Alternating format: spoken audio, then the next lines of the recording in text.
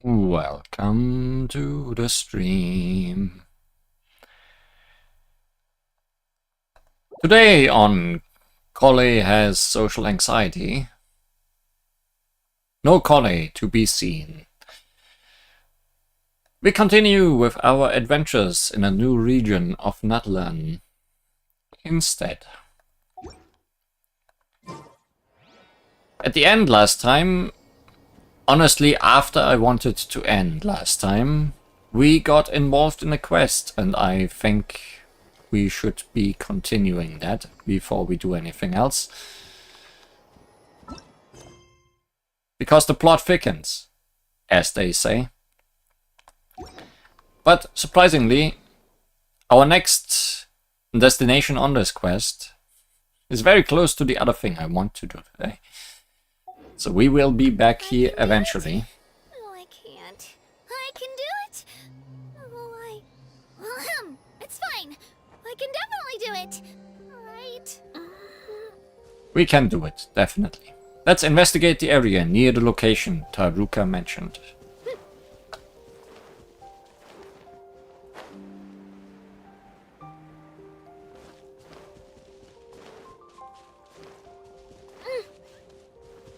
We started this quest because I was interested in the bird racing that was promised. There might be more bird racing down this quest, or there might not be. But for now we need to sit down and rest.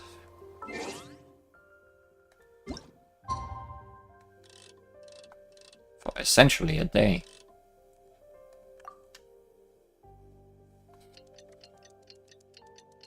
That parrot, only if we get in last.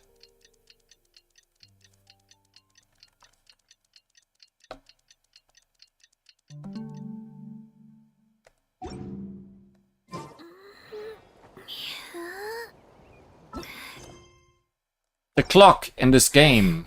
What do you count as next day, if not that?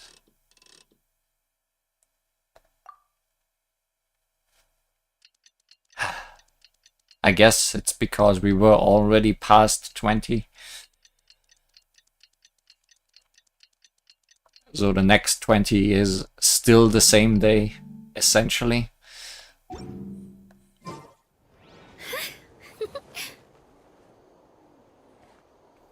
Now I'm just confused. Do I actually need to sit down somewhere? Is that what you mean with sit down? There. Okay. Never mind.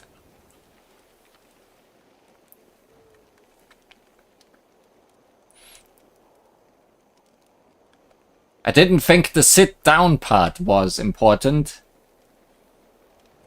Probably a leap day. No, it was a sit day, not a leap day.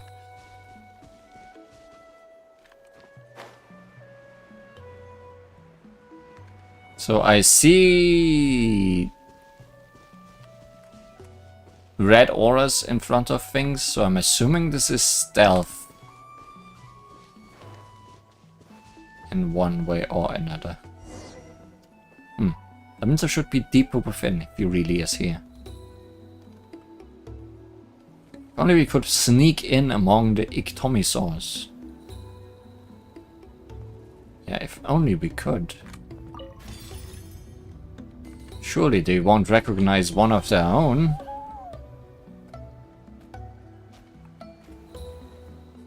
I could also just go from one to the other. Hi. You saw nothing.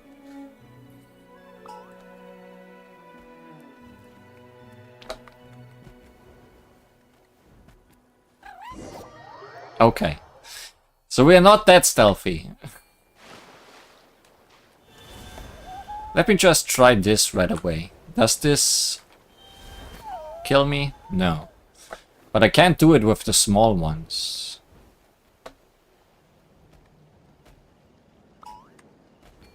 Let's hope you'll pull it. Oh. Humans also count.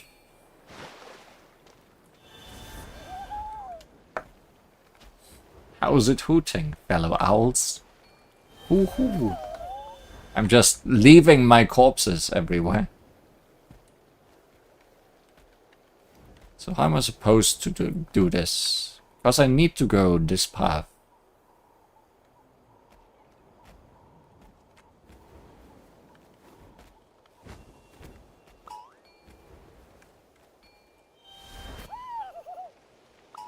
Okay.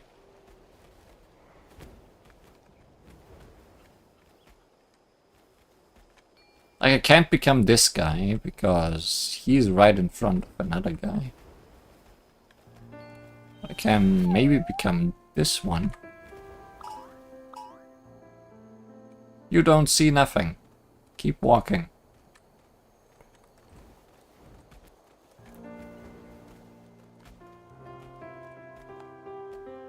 Stealth. Definitely what this game was made for.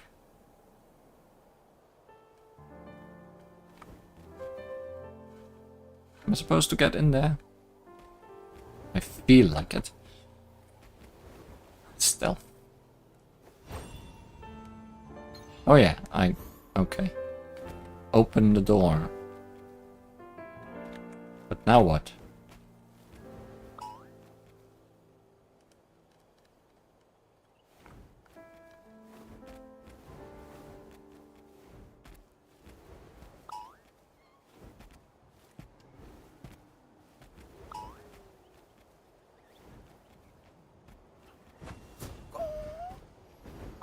Oh, there's a big guy. Okay. Not entirely sure about that area.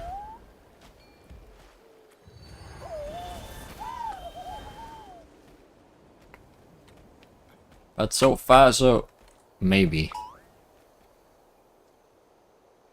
You got real close to noticing me.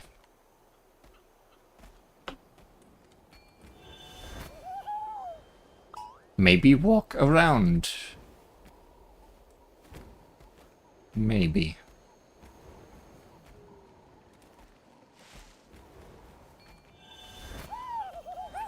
Okay. Maybe that shouldn't have worked last time.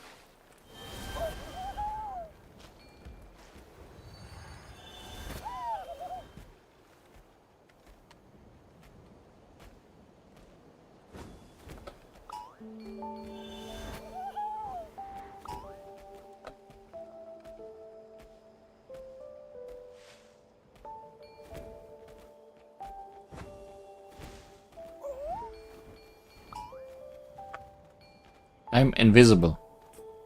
Don't mend the tail.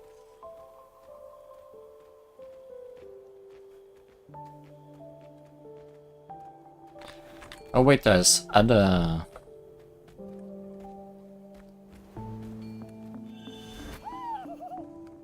symbols on the wall. What does this do? It gives me super jump.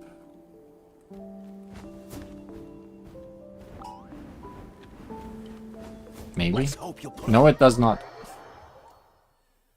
Oh boy. I think it gave me an item to put down. Actually. Maybe it's a bomb to blow up the children. Like, what does this do?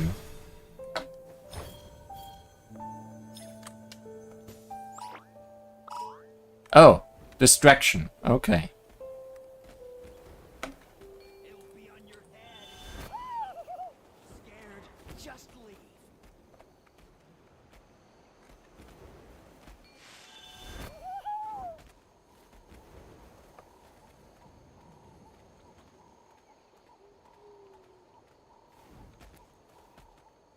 Why did you turn around? This is gonna be great. All going just as planned.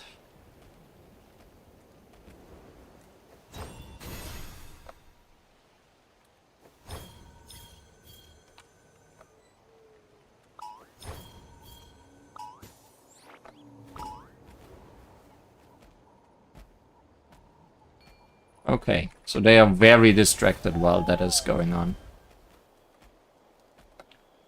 There's more of it all over the place.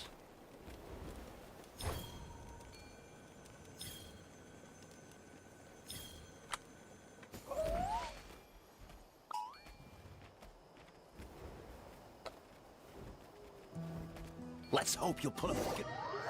That's why I always went on the other side of that rock.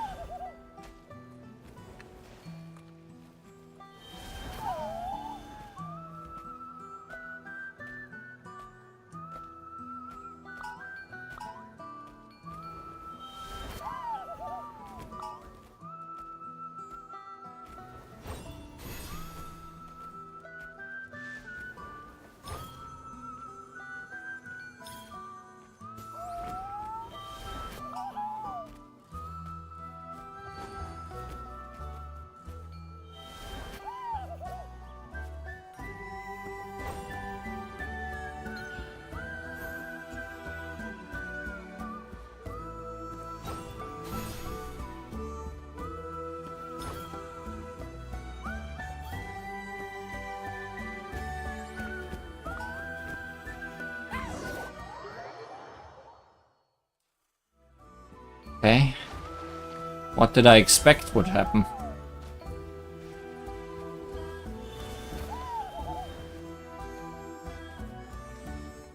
I expected them to be so distracted that they wouldn't care about me when I walked past. Like, I'm just one of them. Surely they wouldn't care.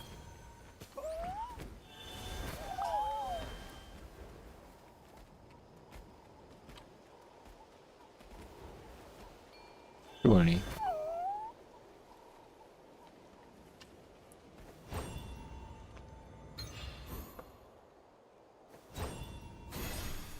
So what's the trick?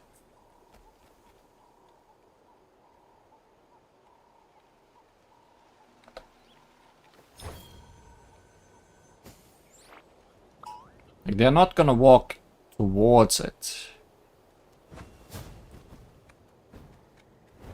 No, they are walking towards it. Okay, okay. Goodbye.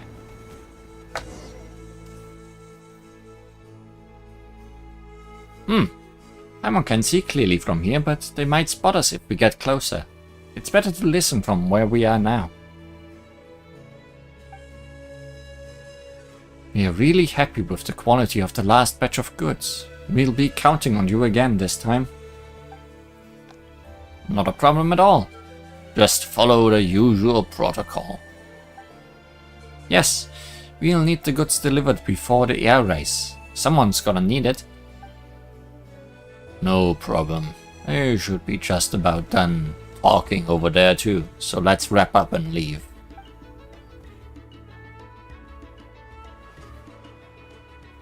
Huh. Are they leaving already? That's not what Paimon imagined. Let's head back ourselves. Don't let them catch you. Please don't make me do the thing in reverse. Huh? Are you lost, little one?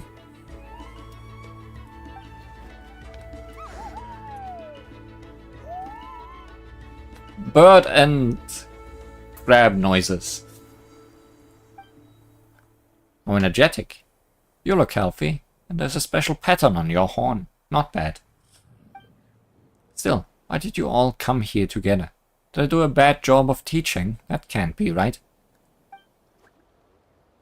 Huh? What's wrong with it? Did it bring you here? I can't let her notice me. Where's Paimon hiding? Under my wings? Hoo hoo! Why are you making such weird sounds? Are you sick? You seem to be acting strange too. We might need to get you checked out properly. Rawr! Don't be impatient, little one. It will be your turn soon. You up first. Follow me, do you understand? How did you learn to do that? Oh my, do you understand what I'm saying? Just then, you hear the sound of a ruckus outside. Who opened the box? Hey, let go. Stop fighting over it. Quila's gonna be mad. There's no time to find out what has happened. You take advantage of the chaos and escape the camp with Crab.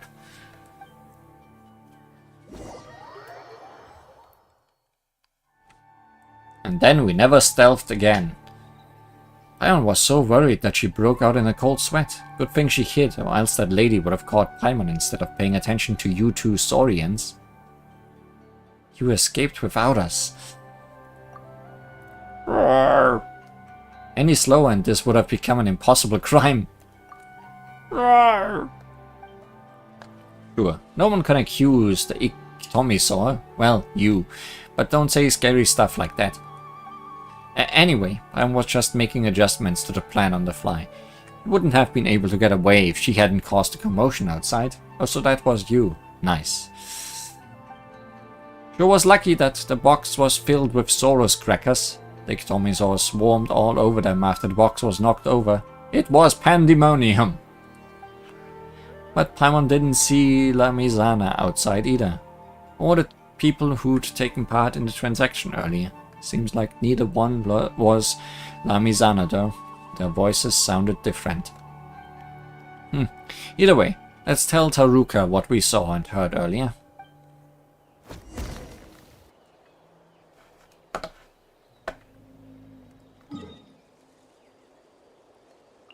Let's do that.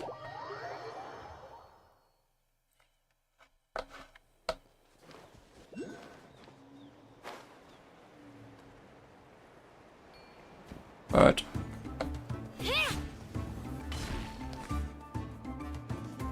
Miss Li Huan, thank goodness you are safe. I was so worried. It sure was thrilling, but it's a bit hard to describe, so we'll discuss that later. You tell Taruka what you saw and heard at the camp. Really? You saw Miss Quila, but not Lamizana. Well, they mentioned an air race and a transaction. Tom doesn't know the details, but it sounds like it's for something that will be used during the race. Miss Quila is a traveling merchant who showed up recently. According to Paran, she deals in a wide variety of goods. Maybe Lamizana purchased something dangerous from her? I see. So he wants to carry out his dangerous plan during the air race. What's his motive, though? I don't know, but I'm sure he's plotting something dangerous. Ah, so this is where you are. Wonderful, you must be Li Huan, right? Lamizana tells me that you've tried out the training course and that you did quite well. Really? Looking down on me, is he? No, that's not it. Wait, what would Temak say in this situation? I know, the training course must have held you back. Here's the situation. The race is about to begin, but the contestant who was supposed to race against Liba has pulled out at the last minute. And well, you know her, Taruka. She's always been extremely competitive, so she won't be happy with winning a freebie. And she can pull out too, which is just as well. I'll go to persuade her to do that right now. Oh, wait, we can't do that. She also prepared hard for this race, so isn't the best solution to find someone just as good for her to race against? Me? Is that why you came to Li Huan?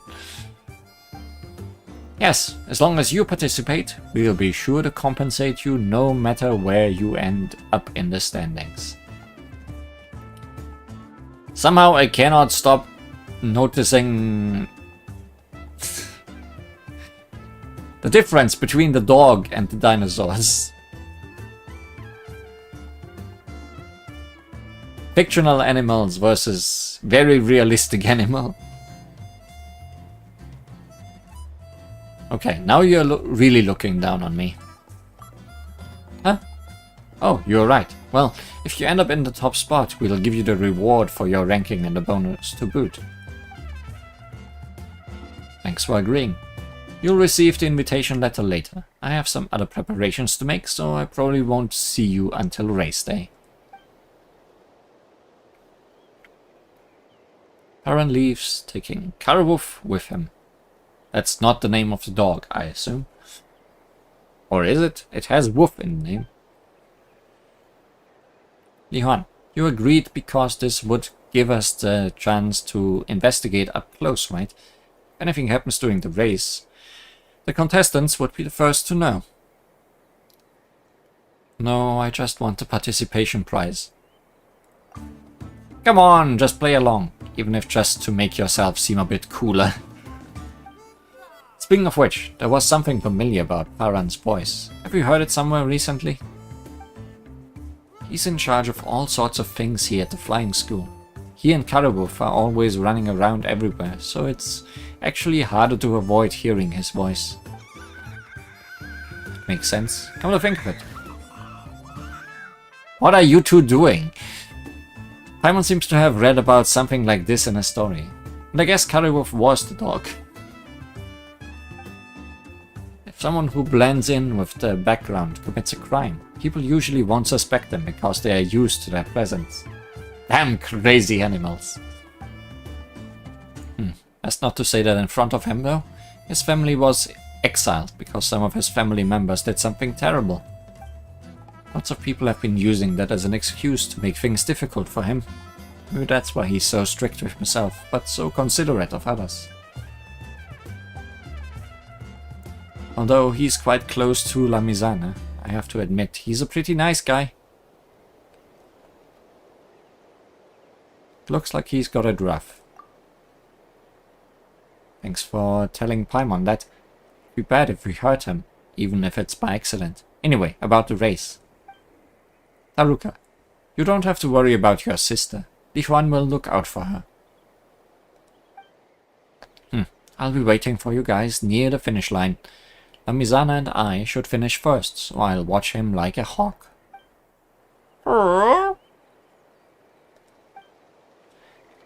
This isn't your time to shine, Crab. Just enjoy the show. With Paimon this time, alright? Roar!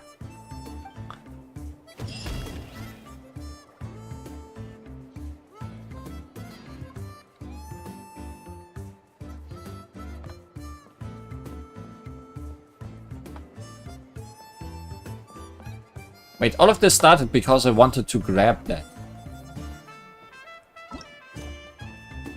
Also, the quest just left.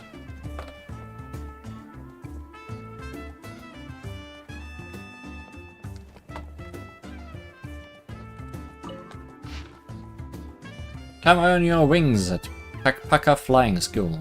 Flying contests are held every now and then. But why wait till then if you can sign up now? Oh yeah, Karabuf is the dog. How are the preparations going? Well, I guess... But are we really going to do this? Everything has to happen at a very precise time. The whole game started because I wanted to get something. Correct. It will only make it seem more real and cover up many problems. In short, you won't go wrong so long as you listen to me. If you say so. How do I continue? I mean, I'll just try and get that thing again.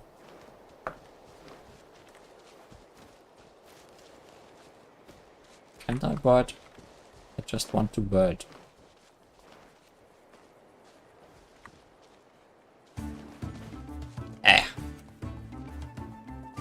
I feel like nothing's going as planned today. I can indeed not bird. Okay. I can bird this bird.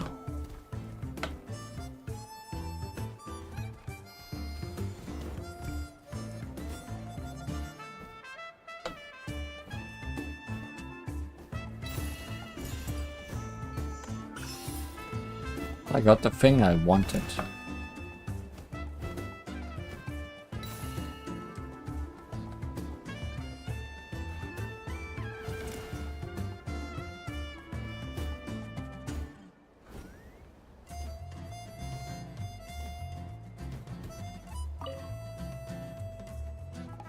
Must be planning something dangerous. Ooh. Ah, I wish I were you. All you do is eat crackers and fly. You don't have to worry about anything. Cruel. It wasn't supposed to be a compliment. I mean, this might be a thing where you need to wait a real game day. Not a real game day, a real day.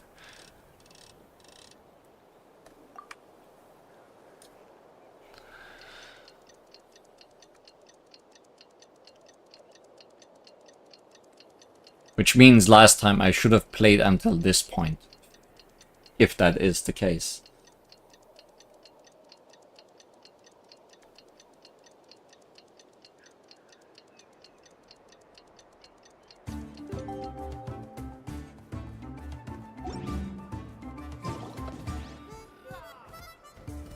Yeah, because nobody wants anything to do with me.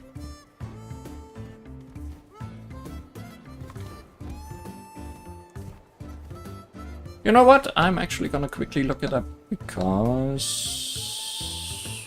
why not?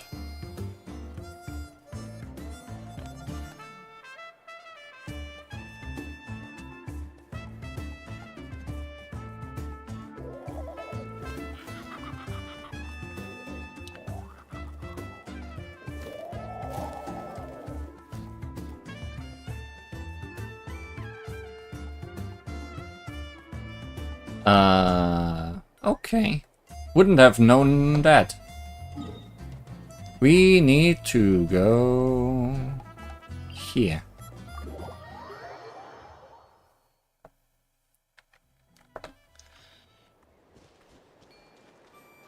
Apparently, the quest continues automatically as soon as we get close to the tribal totem pole.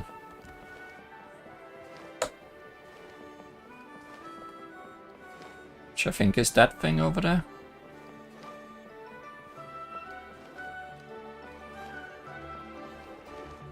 Am I correct? Yes, I am correct.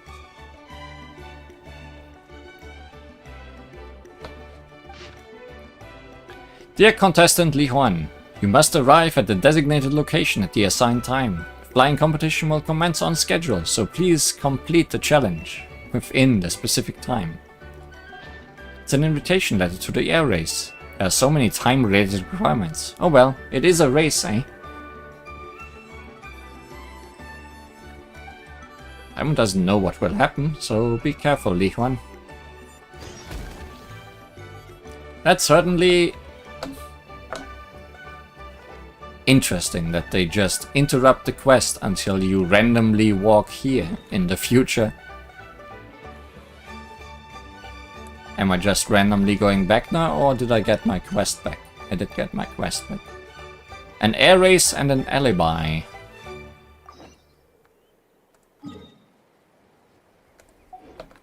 Oh, we are going up.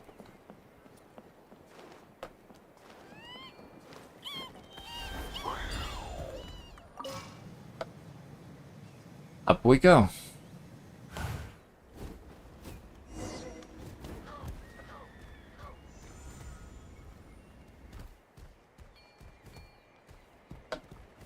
Those birds had problems.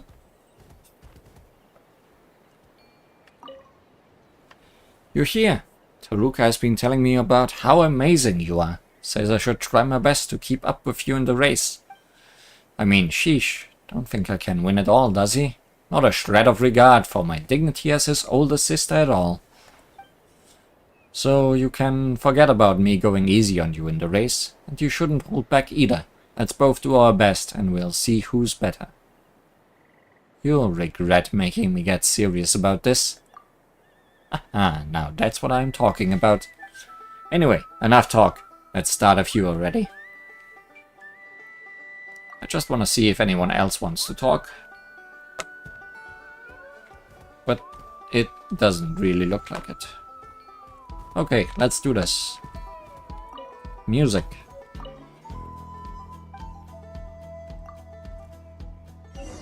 Legendary hoverbirds.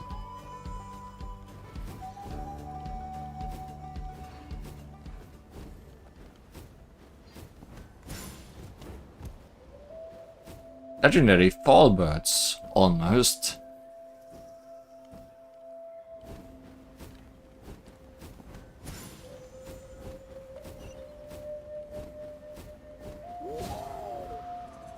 Forgot I can move faster. Might be relevant.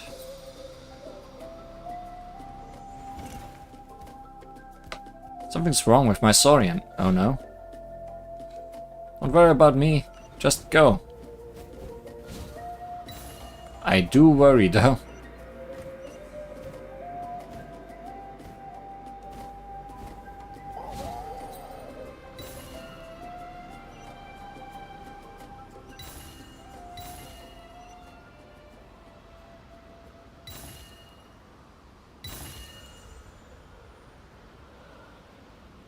No, no, no, don't go under.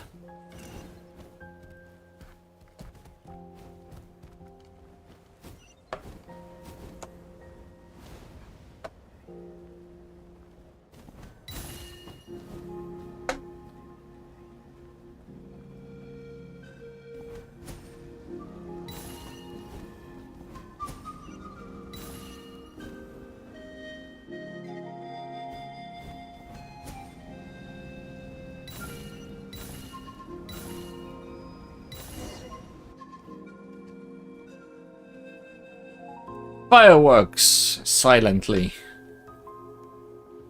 We've reached the finish line. Meanwhile, our contestant died. Congratulations. With your skills, you'd be more than qualified to be a coach, I'd say.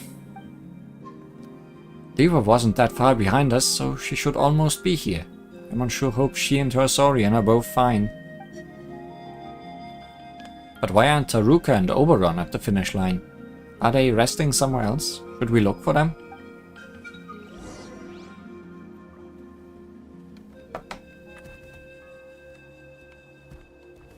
What's even going on over there? Oh, going on over here is what we are here for. Why are they fighting? Down! Emerge. Right here. Emerge. A proper send-off from the Spina with love. Tap. Hiya! Tap. Watch out! Right now. Right here. Hold the line. Ha. Ooh.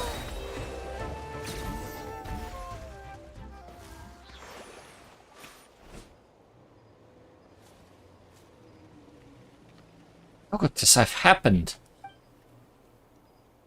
That's what we wanted to ask you. What happened? Also, where are Taruka and Oberon? Sorry, I'm late. Something happened to the other contestants' Saurians. Huh? What took you so long? Everything's a mess. Not even one single thing went according to plan. What the heck are you guys talking about? I don't understand a word of it. And where's Taruka? Why isn't he here? He was abducted, along with Oberon. It was those Saurians. They started attacking us like crazy and just now and seized the chance to take him while I had my hands full protecting myself. Huh? I have to go after him. Wait, you'll need a lead to do that, so hold your horses. Now that the person in question is here, Paimon can finally ask him about something we've wanted to know all along. Amizana's plan. You briefly explained Taruka's suspicion about Lamizana to everyone.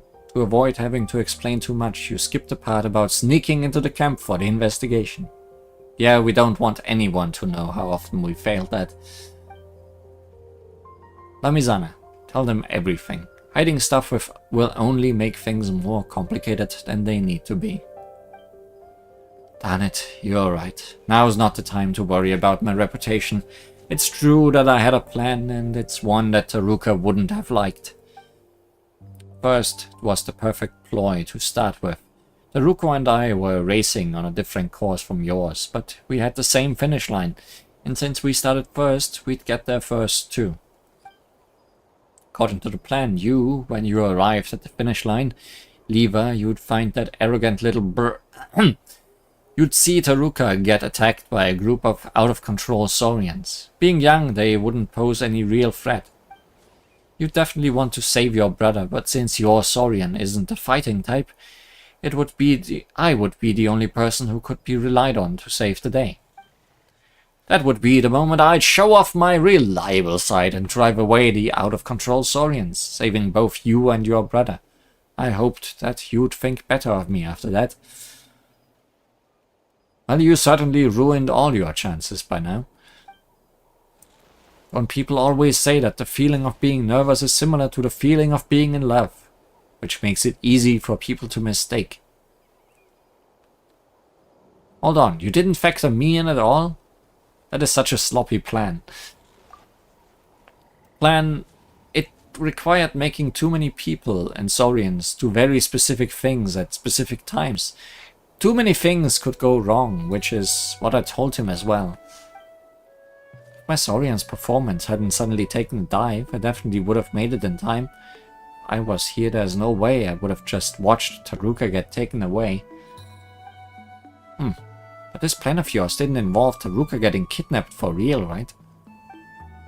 That's the problem, yes. The out-of-control Saurians weren't supposed to be really out of control. After all, they've been trained and should understand instructions. Miss Quila, I think you owe me a reasonable explanation. You doubt me? Now that's truly disappointing. Our little Saurians are indeed well trained and well behaved, and capable of following my instructions to the letter. They wouldn't hurt people for no reason, let alone kidnap Taruka and Oberon. Unless someone else has used some kind of vile means to control and force them to do that. Speaking of which, there's been a Saurian trafficker who's been active in the area recently. The notorious Haka. I believe Paran knows him well, yes? Due to the nature of my business, I've heard a bit about his infamous deeds. He always gets his hands on my Saurian. On any Saurian he sets his sights on. I've also heard that Hawker has found a very capable helper recently. A blonde youth with a white pet. Doesn't really seem consistent with his status, does it? If you ask me, his target is Oberon rather than Taruka. With a little training, that little Kukusaur would have unlimited potential. It's possible that Hawker sneaked into the flight school with this person's help after taking a fancy to this little Saurian, and accidentally found out that he could take advantage of this opportunity. A blonde youth who recently sneaked into the flight school with a white pet. Isn't that Li Huan and their white friend over there? No, it's the other guy with his dog. Paimon isn't some white pet. And we don't even know any Hawker. Uncle Hawker? Hawker is my uncle. He was exiled from our tribe a long time ago, and I've barely ever had any contact with him. Wait a minute. Wouldn't that make Paran and Karaboof another blonde youth and white pair? Ah, oops. Taruka did remind Paimon not to say stuff like that, didn't he? To be fair, Paran would have had many opportunities to commit the crime. He was there the day we were discussing the details of our plan, wasn't he? No, everyone knows Paran's the honest sort. I don't believe he'd do something like this. He's also been very nice to Taruka and Oberon this entire time. I don't think he would do anything that would hurt them like this either. Unless it was always a trick. Thank you. So Li Huan's still the more suspicious party. Whoa! Li Huan, show them your adventurer handbook now. We are proper adventurers and aren't suspicious at all. Also, aha! We don't have a motive. He received a commission from Taruka. We won't be paid unless he is here to pay us. We earn our mora on the up and up. That makes sense too. But that leaves us without any other blonde suspects. No, It's also possible that there was never a blonde suspect to begin with, and that Miss Squealer is actually the suspicious one here, using false information to mislead us. So I take it you won't accept the notion that Paran might have betrayed you then. Of course, I'm not the sort to doubt friends. Fine, I just remembered another detail. On the night after we discussed the details, I saw a little Teptelisaur in the camp. That little Teptelisaur was very energetic and had special pattern on its horn.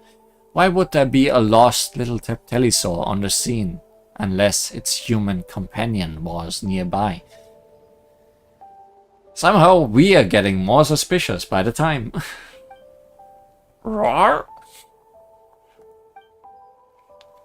So you really are an accomplice to Saurian traffickers, and you ruined my perfect plan. You get close to Taruka just to kidnap Oberon. He praised you to the skies, you know. Think about how sad he'd be once he learns the truth.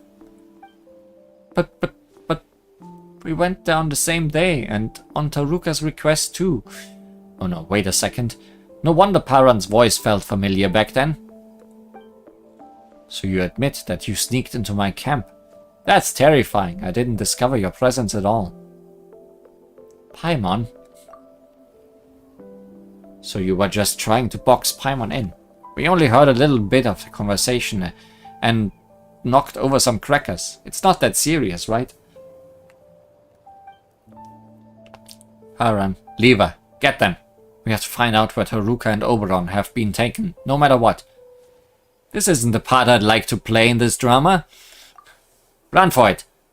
They aren't listening to anything we are saying, Li Huan. Let's get out of here for now.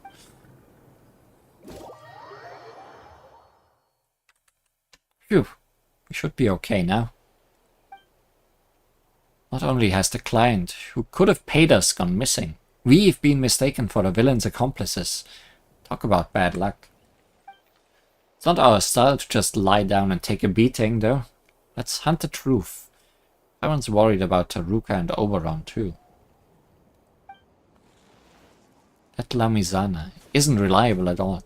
We don't have any other clues right now. Shall we take a look at the scene of the incident? You know, the finish line.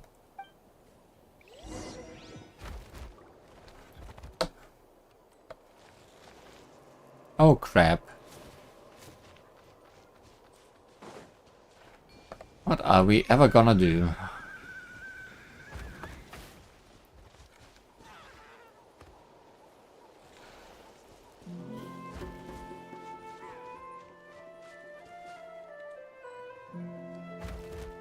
I am looking for the objective.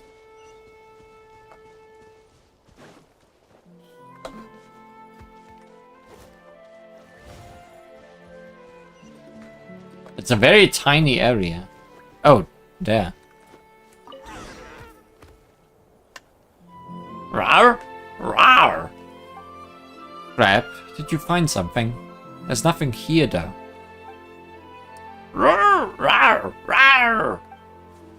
Emma can see that you really want to tell her something. It would be nice to know what you are saying right now, but Paimon's no Saurian. Roar. Let me try. Alright, maybe it's a clue that only Saurians can see. Roar.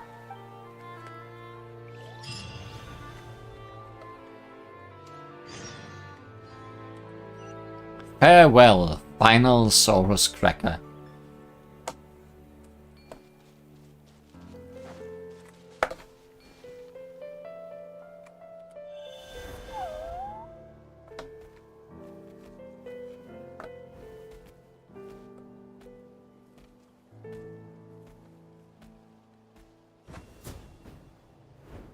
You found anything, Li Huan?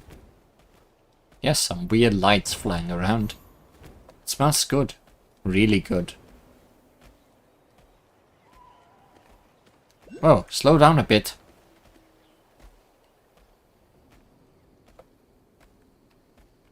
Sorry, I'm being distracted by whatever this is. Naughty Monitou. This one appears to be the most mischievous among the many forms of Monitou. However, lifting it up with a wind current and then gently touching it will calm it right down. Okay. It has been calmed right down.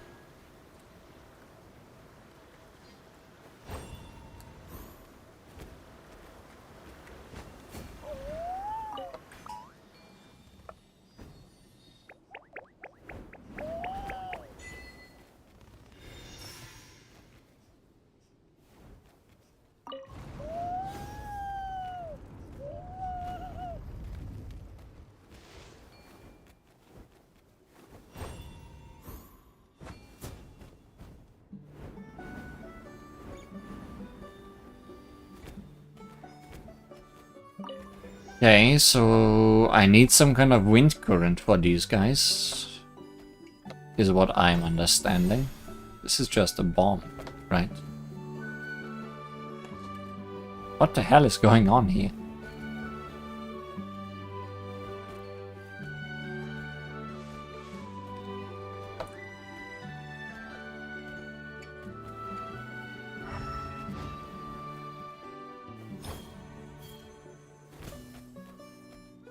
Will this explode?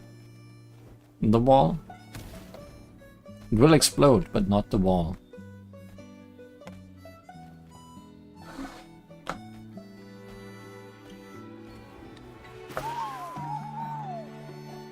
Also, this is not contained, so I can't dive. Oh, wait. Here's a thing I can blow up.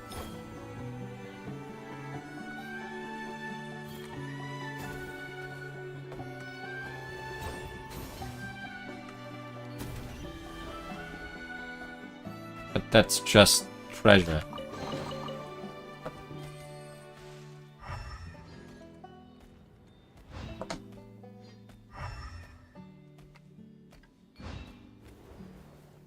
Like, you guys are all here.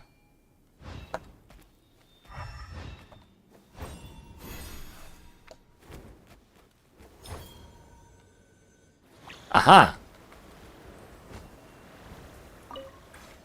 Gotcha.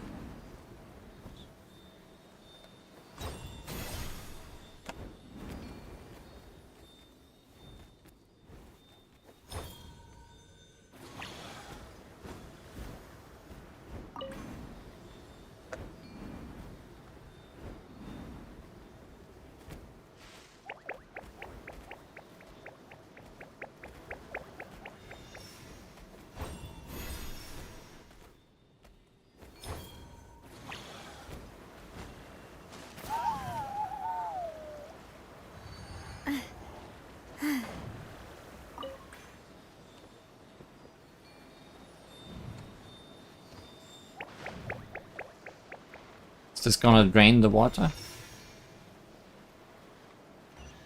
Yes.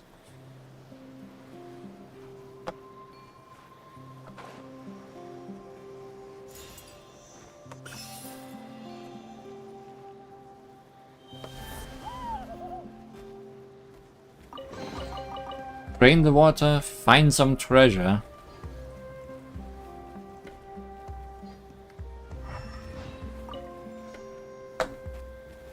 And also this thing. This is gonna lead to another one of those challenges, right? Or something.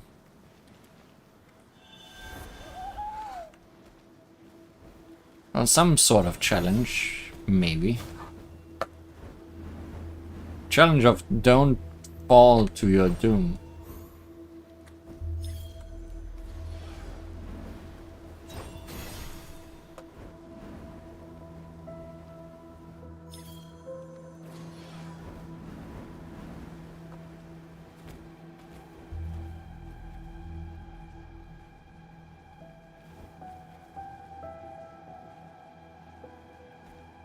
Assuming I want to switch the thing. Danger approaches from below. I see.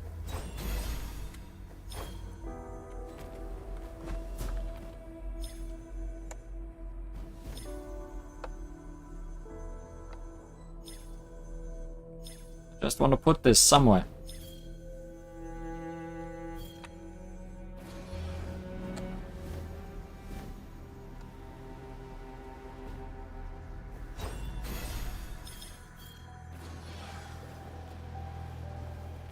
Fly, you fool!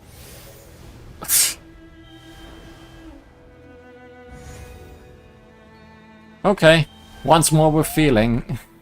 I understand.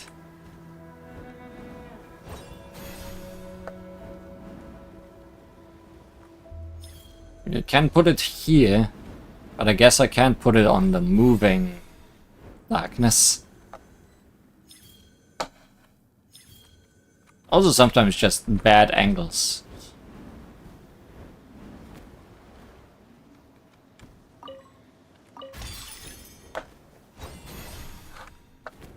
I just want to put it right at my feet. Thanks.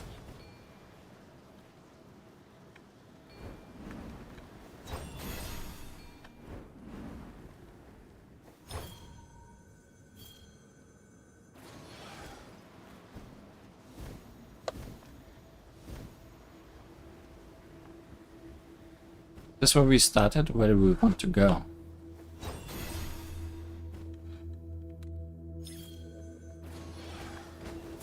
Higher up still, probably.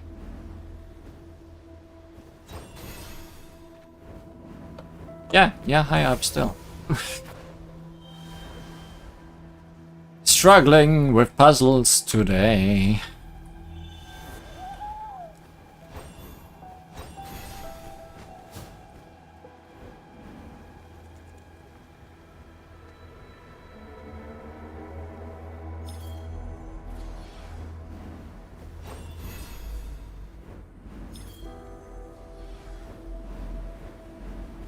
So before I activate that stuff down there, where do we want to be? Just up?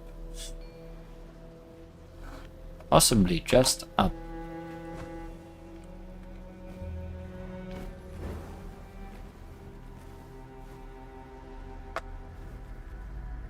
Or is there anything down? Here's Hilichurls that are potentially already dead.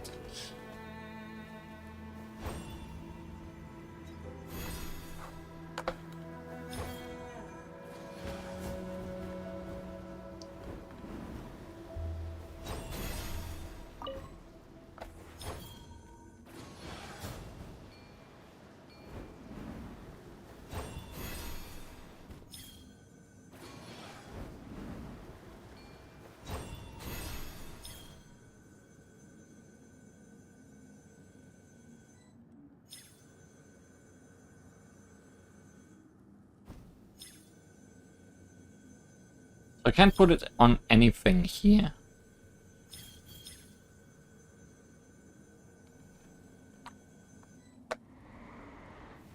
And then I fell.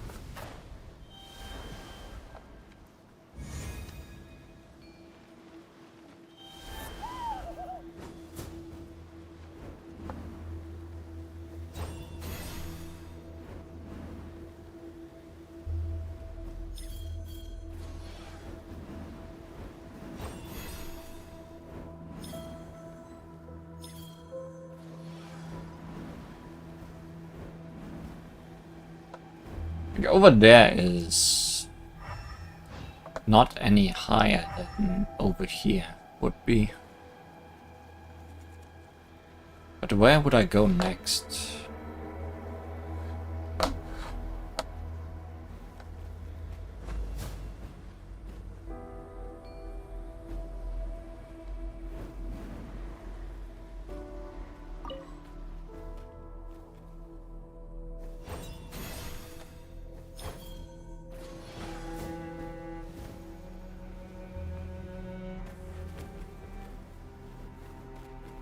Don't want me to go back.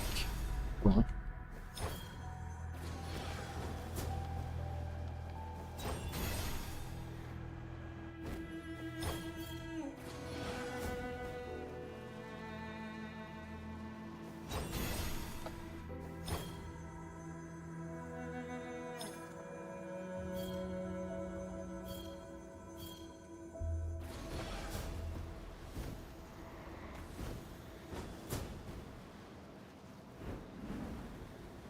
Oh. Okay. I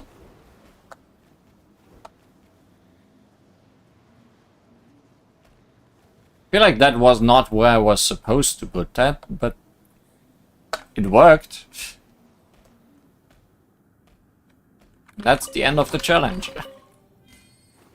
Very challenging.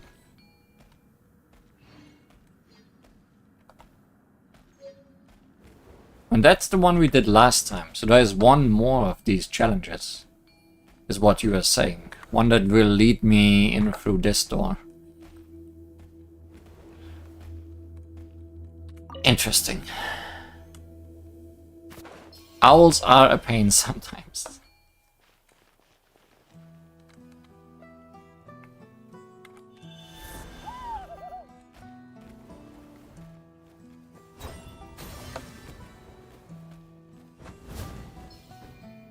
I missed.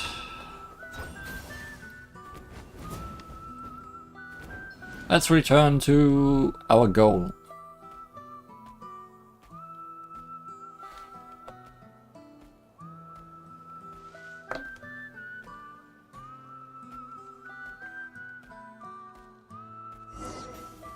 Hey, let's stop here and observe the situation from somewhere higher up.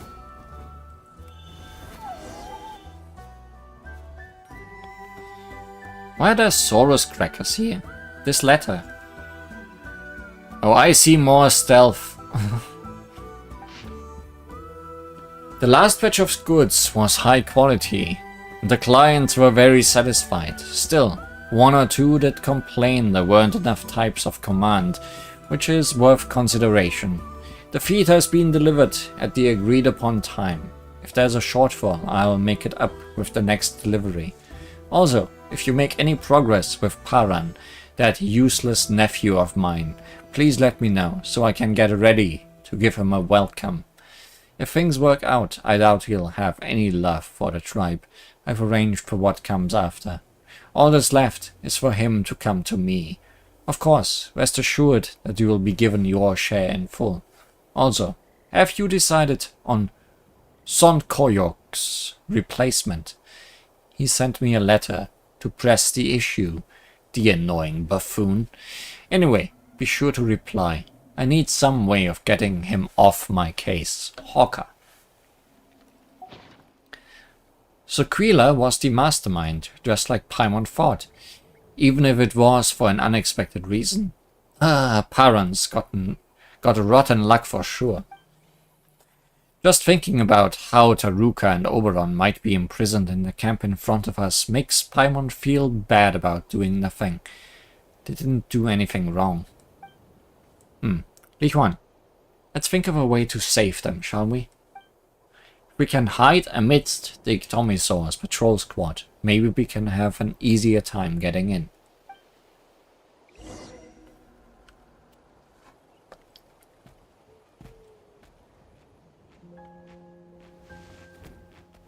I'm just one of them.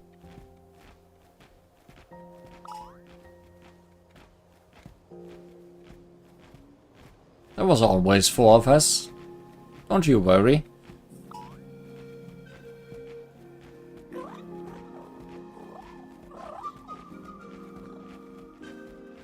Yeah, no worry. Just one of them. We always go in pairs of four.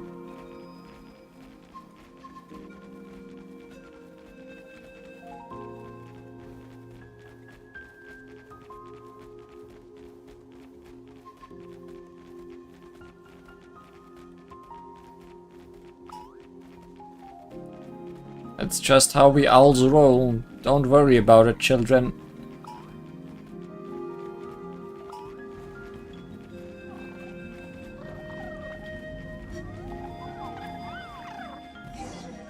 Rawr! Crab seems to have discovered something. Let's follow him quick.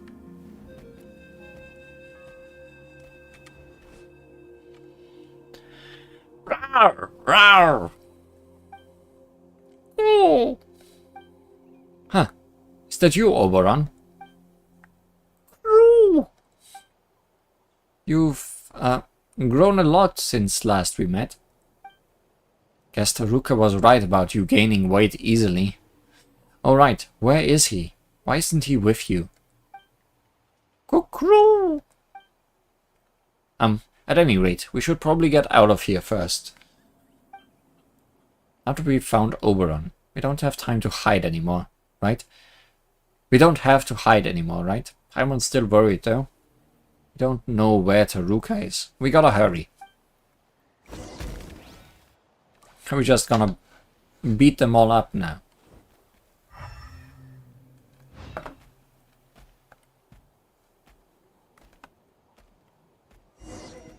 No, they just all disappeared. Defeat your opponents. Since you managed to find your way here, I suppose I can finally drop the good merchant act. I need a breather from dealing with all the idiots. You meanie, how can you pin the blame for your crimes on other people? Everyone got the wrong idea about us thanks to you. I'm a villain. Is it not natural for a villain to do bad things? Besides, doesn't the fact that those 3 idiots misunderstood prove that I'm good at what I do? Haha, and now I'm going to do something more wicked still. This time you are not going to get away. Go get him, furball!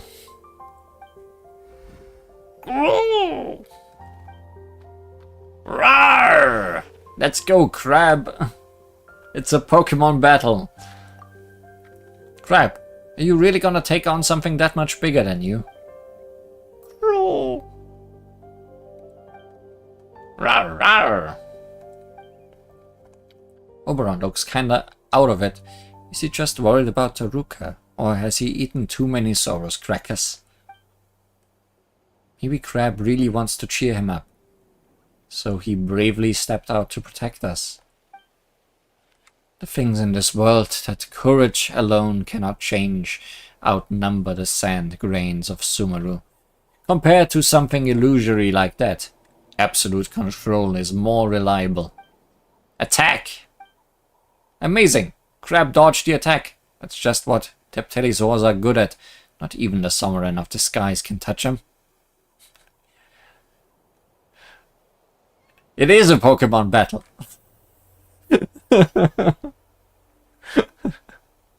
Attack! Crab is ready to attack. Rawr! The attack hit. Dealt almost no damage. Rawr! Well, getting a hit in is already pretty impressive. Phew, Paimon's kinda feeling tired already. Have we really only gone 1 round? What's going on? It's my turn now, right? Attack! Crab quickly assumes a defensive stance to weather the opponent's fierce assault. He successfully blocks it. Wait, Yosaurian defended on his own right after attacking. Despicable rule breaker. The best way to win a turn-based game is not to take turns. It's Pokemon, but we are cheating. What should we do next? Rah! It's a double battle now. Huh? Oberon seems to be pulling himself together. Rawr, rawr! One doesn't understand what they are saying, but it looks like they have reached some kind of mutual understanding. Use a coordinated attack! Here we go. Show us what the flight school's future star is capable of. Rawr! Oberon has blocked the opponent's aerial escape route, and Crab is launching an attack. A brilliant coordinated strike. That's a lot of damage Furwall's taking. Did it eat a bad hit to the foot? Like stubbing your toe against the corner of a table bad. Either way, the opponent seems shaken and unable to move. Attack, but I'm the one attacking. Persuade the opponent to surrender. Capture it with a magical item. Huh? Kra? Rawr. Oh, it looks like Crab and Oberon have a plan. Saurus crackers. Where did these Saurus crackers come from? Wait, were you hiding them under your wing?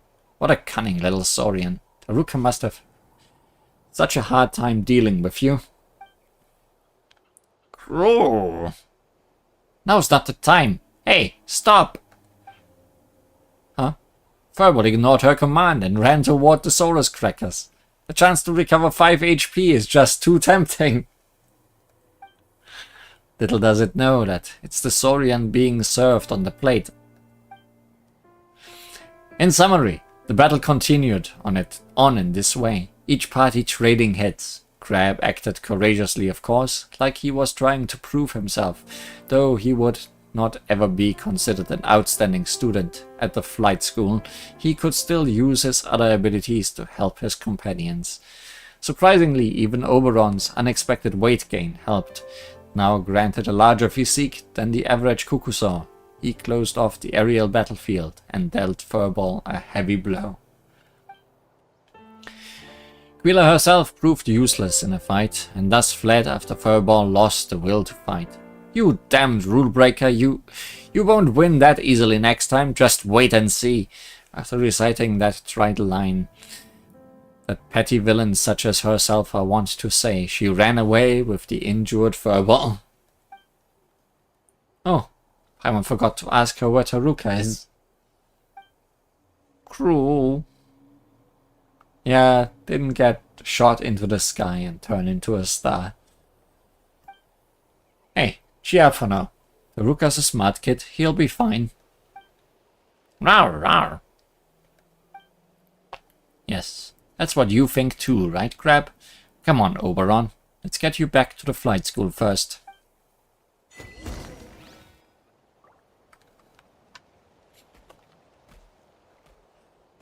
You just never know where this game will go.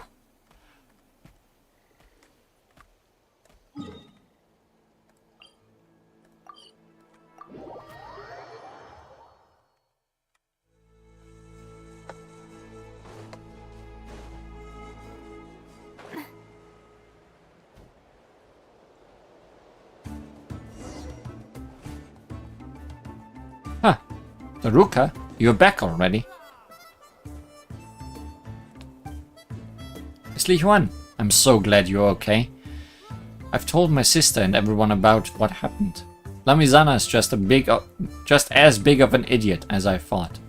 Interesting camera angle with that item right in the front. Rule.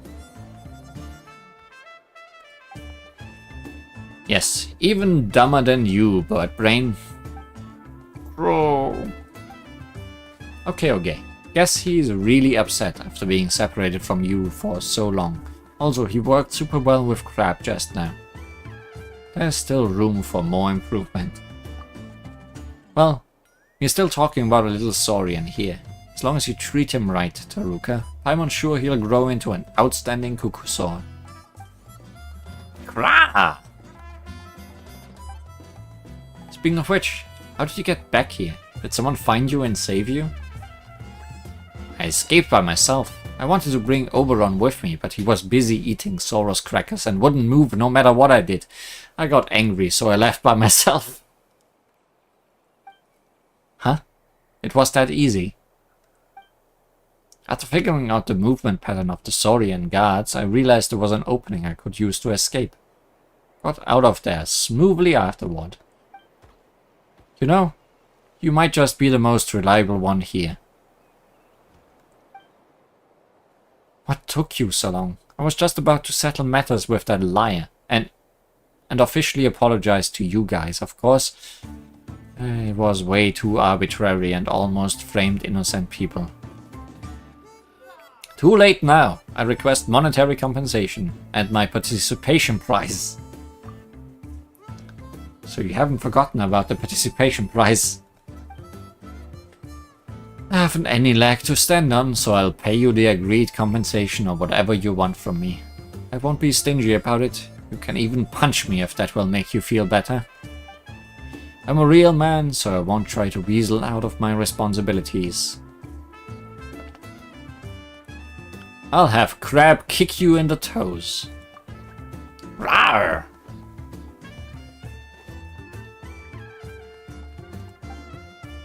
Ouch! Ow! I haven't been hit, but it already hurts. Please stay your merciful hands and feet. Didn't you just say you're a real man who won't try to weasel out? How pathetic. Forget it, we're not that petty. Don't you agree, Li Huan, Crab? Rawr! Thanks for forgiving me. The flight school, well, it has no doors, but its figurative doors will always be open to you. Since you and Crab are so close, I wanted to ask you for the secret to getting along with little Saurians. No problem. We'll be back later if we get the chance. But for now, farewell, final Saurus Cracker. What a silly story that was.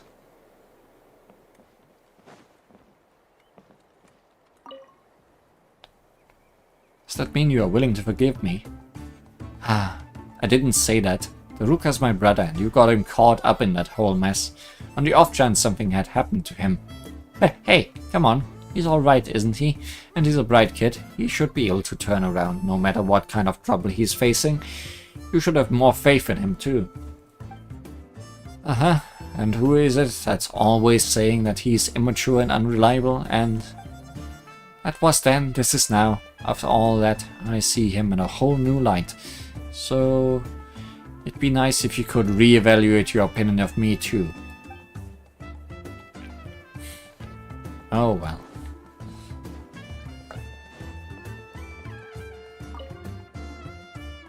No point trying to earn pity points with me. No means no.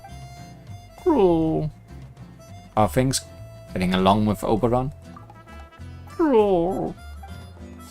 Come on, you. Aiming your Saurian chick eyes at someone else won't help you either. Just give up already. See, he's been like this ever since he got told to watch his diet.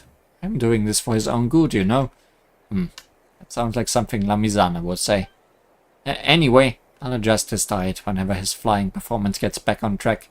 Or when he grows into an adult. Don't you worry. Well, our job here is done. Let's move on to our next job. That big red exclamation mark on the map. Let's cross this bridge when we get to it.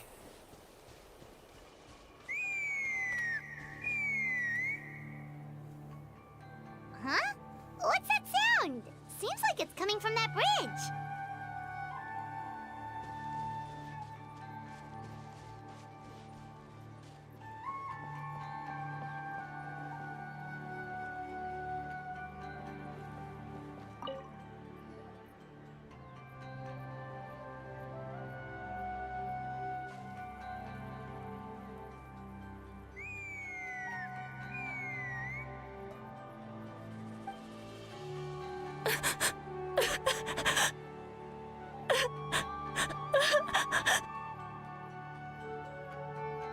I wonder what animal she is trying to imitate with these sounds.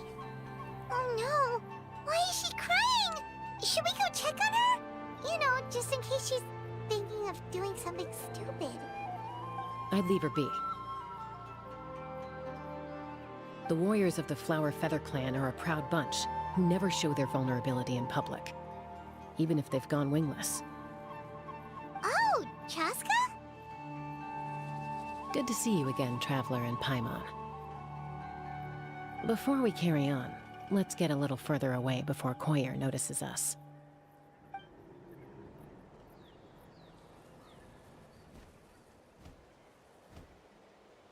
So, that girl on the bridge, Koyer, you said? Should she really be on her own right now? With the mental state she's in, it just seems risky. I don't think that bridge is high enough to take fall damage. Don't worry. That's exactly why I'm here. Elder Alpa sent me to keep an eye on her. If she does attempt the unthinkable, I'll swoop in and catch her. I doubt it'll come to that, though. She's a fighter. A warrior, in fact. One who aimed for the sky. However despondent she might feel now, I'm confident she'll get through it. What do you mean, aimed for the sky? Well, in the Flower Feather Clan, there's an elite flying squad made up of Kukasaur riders.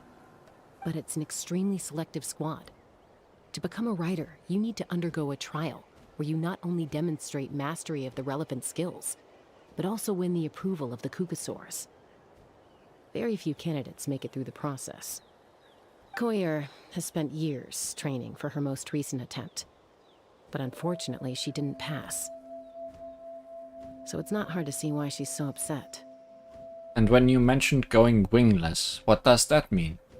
Sometimes, after multiple failed attempts to pass the flying test and win the Kukasaur's approval, people get so disheartened that they give up on their dream to soar the skies. They resolve to quit trying for good. We call those people the wingless. Do they get expelled from the tribe? They get thrown off a bridge. What? No, of course not. They're still prized warriors. We have a saying. Just as the Kukasaur treasures every feather on its body, so the tribe treasures each one of its children. This hits even harder in the wake of the war. All of our young warriors carry the future of our tribe on their shoulders. Besides, every Kukasaur falls from its nest before it learns to fly. It's practically a rite of passage. Likewise for the wingless, we always hold out hope that one day, when they're ready, they'll rekindle their dreams and keep trying. Until then, all we can do is quietly watch over them from a distance. Just like I'm doing now. Ah, okay. Paimon hopes she'll get back on her feet soon. Well, from the sound of her whistling, her confidence has been seriously shaken. No Kukasaur is going to respond to a call that sounds like that. Whistling? Yeah. People from my tribe call to their Saurian companions by whistling or blowing a horn. So it sounds like Koyer was trying to summon a Kukasaur to practice her flying. But the Kukasaurs are an even prouder bunch than our warriors. They would never respond to a lackluster whistle like that. First she failed the trial, and now she's struggling to even summon a Kukasaur. That's only gonna hurt her confidence further. And getting trapped in that vicious circle is the kind of thing that'll make people go wingless. Surely there must be something we can do to help. That's very kind of you. Koyer's flying skills are up to par, but mentally she's stuck in a rut. If she wants to return to the sky, she has to overcome that for herself. I'm going to lay low nearby, just in case she takes a turn for the worse. Let me give you a tour around the tribe once this is all over. We've already been at the tribe. Just so you know.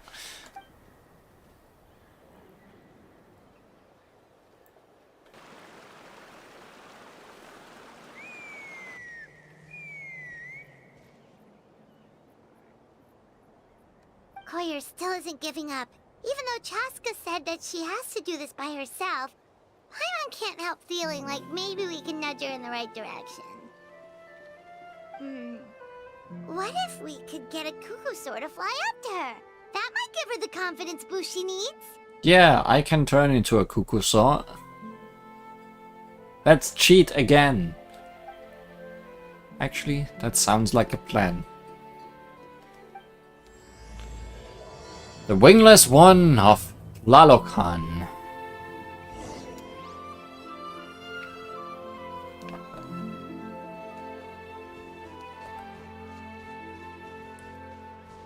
Let's just hope she never finds out that...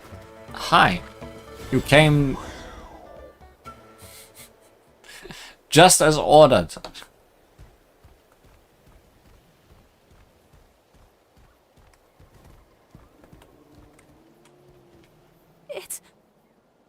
It's a Kukusaur. Oh my gosh. Is this really happening? I did it. I summoned one. I was beginning to think you'd all given up on me completely. Thank you. Oh, thank you. Looks like her mood's lifted. Now to wait till she's not looking and fly out of here. Excuse me? Would you mind if we did some flying practice together? Right now? Gasp. I think I know where I went wrong in the test now. I need to maintain a higher speed on my turns. So, I just gotta practice my bell tail slides and split S maneuvers. Yikes, those sound complicated. I'm out of my depth. This is too dangerous. Also, I really want to try some stall turns and cobra maneuvers. Crikey! I never even carried a passenger, let alone while doing all that. I need to get out of here. Somehow I didn't expect Li Huan to be someone to say crikey. Must be the bird. Huh? That sounded like a whistle. Is someone else trying to summon a Kukasaur? Well, there is one right there. Now's my chance. Goodbye. Hey! Wait! Wait!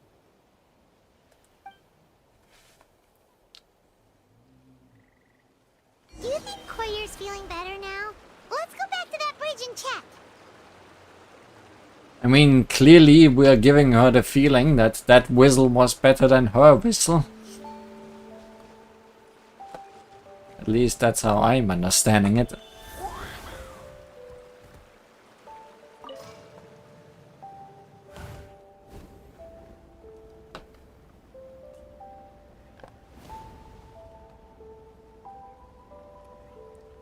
Also, focus me.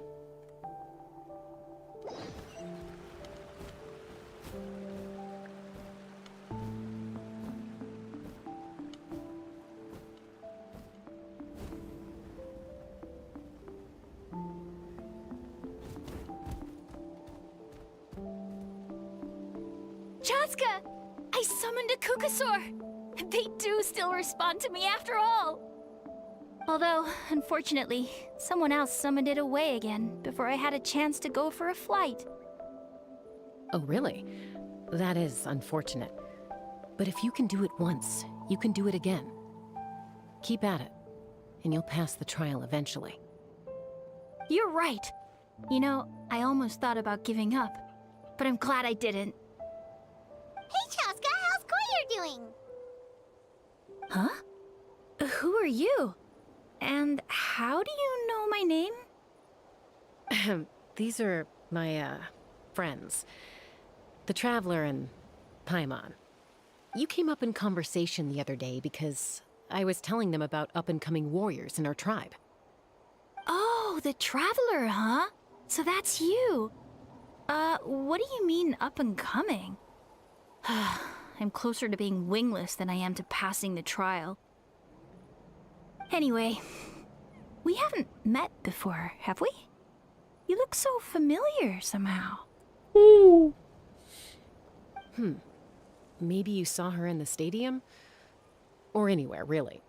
She's been all over Natlan lately, so it's not surprising that you've seen her around. I also was at the village already. If you say so. Yeah, that must be it. Definitely wasn't your bird. Koyer, Chaska.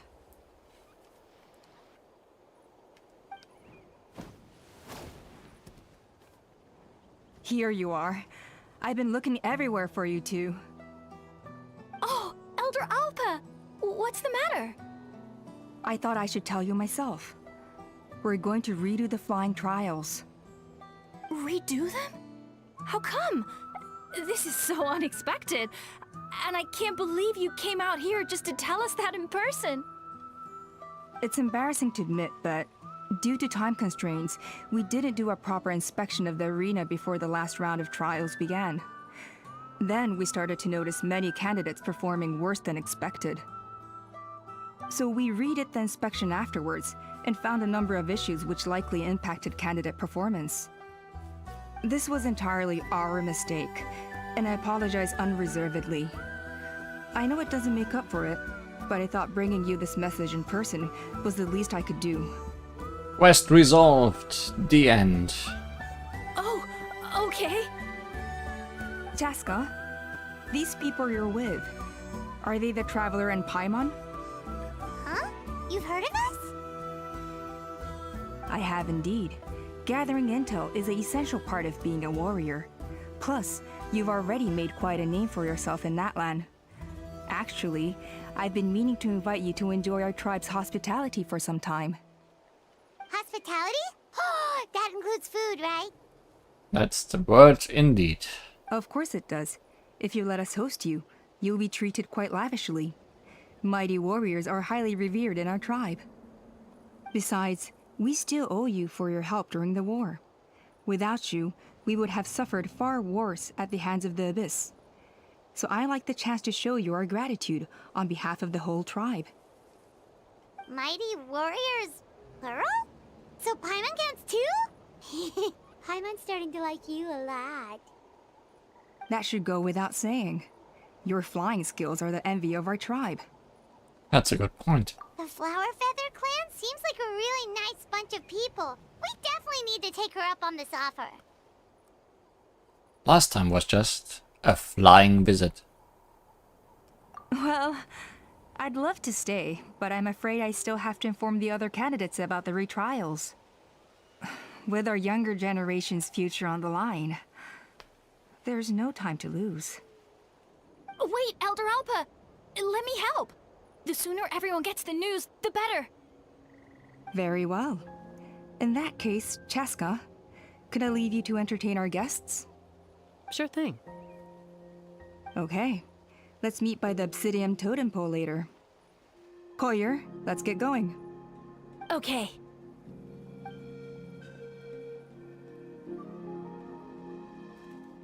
Alright, they're out of earshot. I'm just gonna come out and ask. Okay. That Kukasaur who responded to Koyer's call, that was your doing, wasn't it? I grew up with these creatures. I could tell something was off the second I saw it. Her whole demeanor seemed less like a Kukasaur and more like, well, you. So I figure you must have been pulling the strings somehow. Can't believe you saw through it. She looked very flustered when Koyer asked for a ride, so I whistled to give her a chance to escape. And judging by the look on your face, that was a welcome intervention, huh? It's alright. If you'd rather your hidden talents remain hidden, I respect that. I won't press you for answers, and I'll keep my speculations to myself.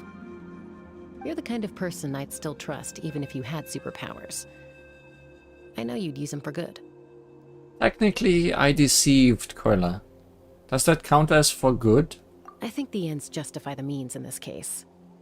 She just lacked confidence, and you helped her resolve her internal conflict.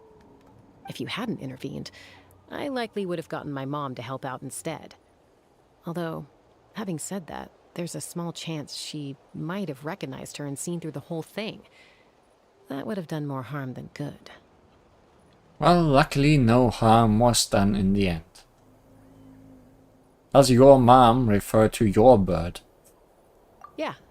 Anyway, if you're free now, how about I give you that tour I promised? Show me around.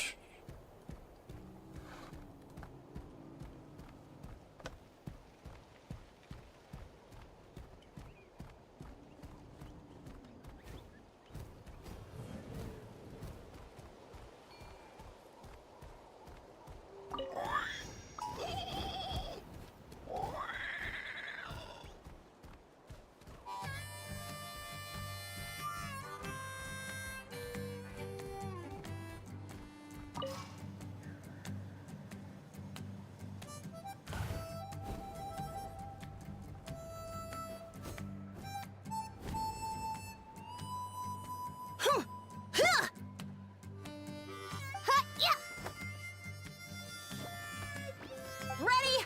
I'm gonna get you! Uh-oh. Are they fighting? Should we try and break them up? They're fine. Just doing their daily combat training. Combat training? A little young for that, aren't they? Not to us. We're a tribe of warriors. In ancient times, we were the most elite troops in the nation, responsible for patrolling and defending all of Natlan. And even though times have changed, we've kept our martial spirit alive. Hey, is that Chaska? Jessica, you're back! Oh, can you come train with us? Can you beat us up? Now's not a good time, I'm afraid. I'm showing the Traveler and Paimon around. Maybe next time. The Traveler and Paimon? Wait, you mean that legendary warrior and legendary flying expert? I like where the music is going. Legendary?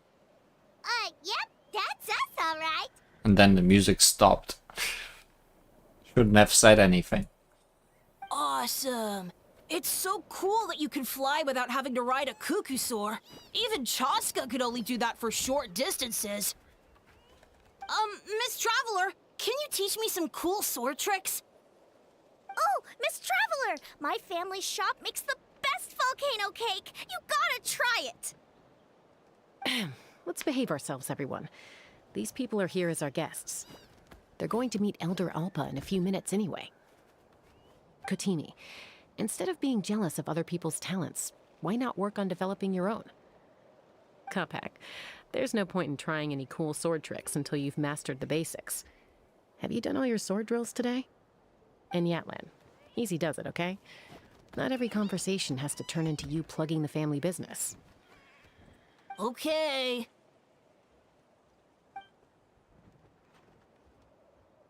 Sorry about those kids. They just got overexcited when they heard your name. Hope it didn't bother you too much. This is a volcano cake that Natlan forced into my hands. She said to think of it as an apology gift. Whoa, it smells amazing! Traveler, you want some? Does smell pretty good. That's good. Natlan will be thrilled. Natlan from Natlan.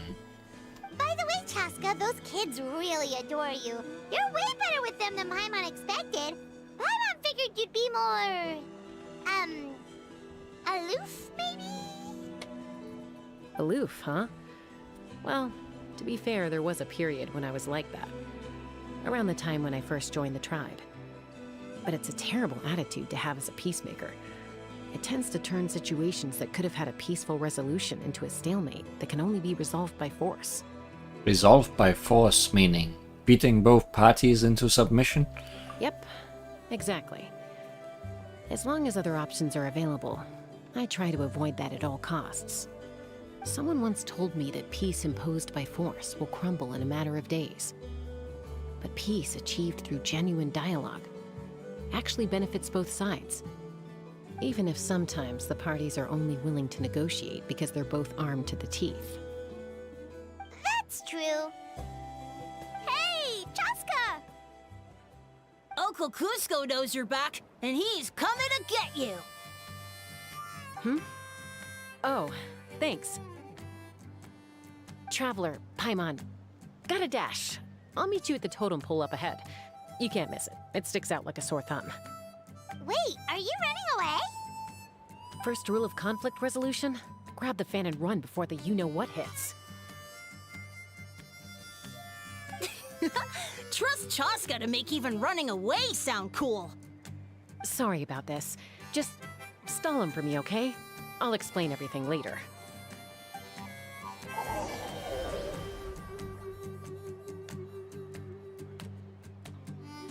Well, guess we are splitting up.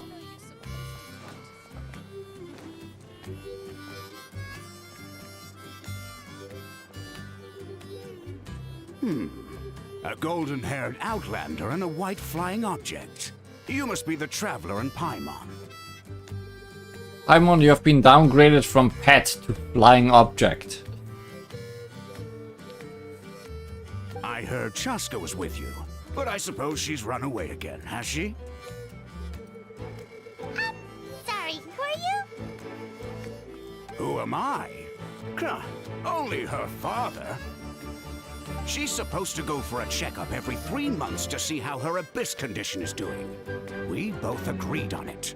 But she's already missed 3 checkups this year. That's 3 out of 4. Abyss condition?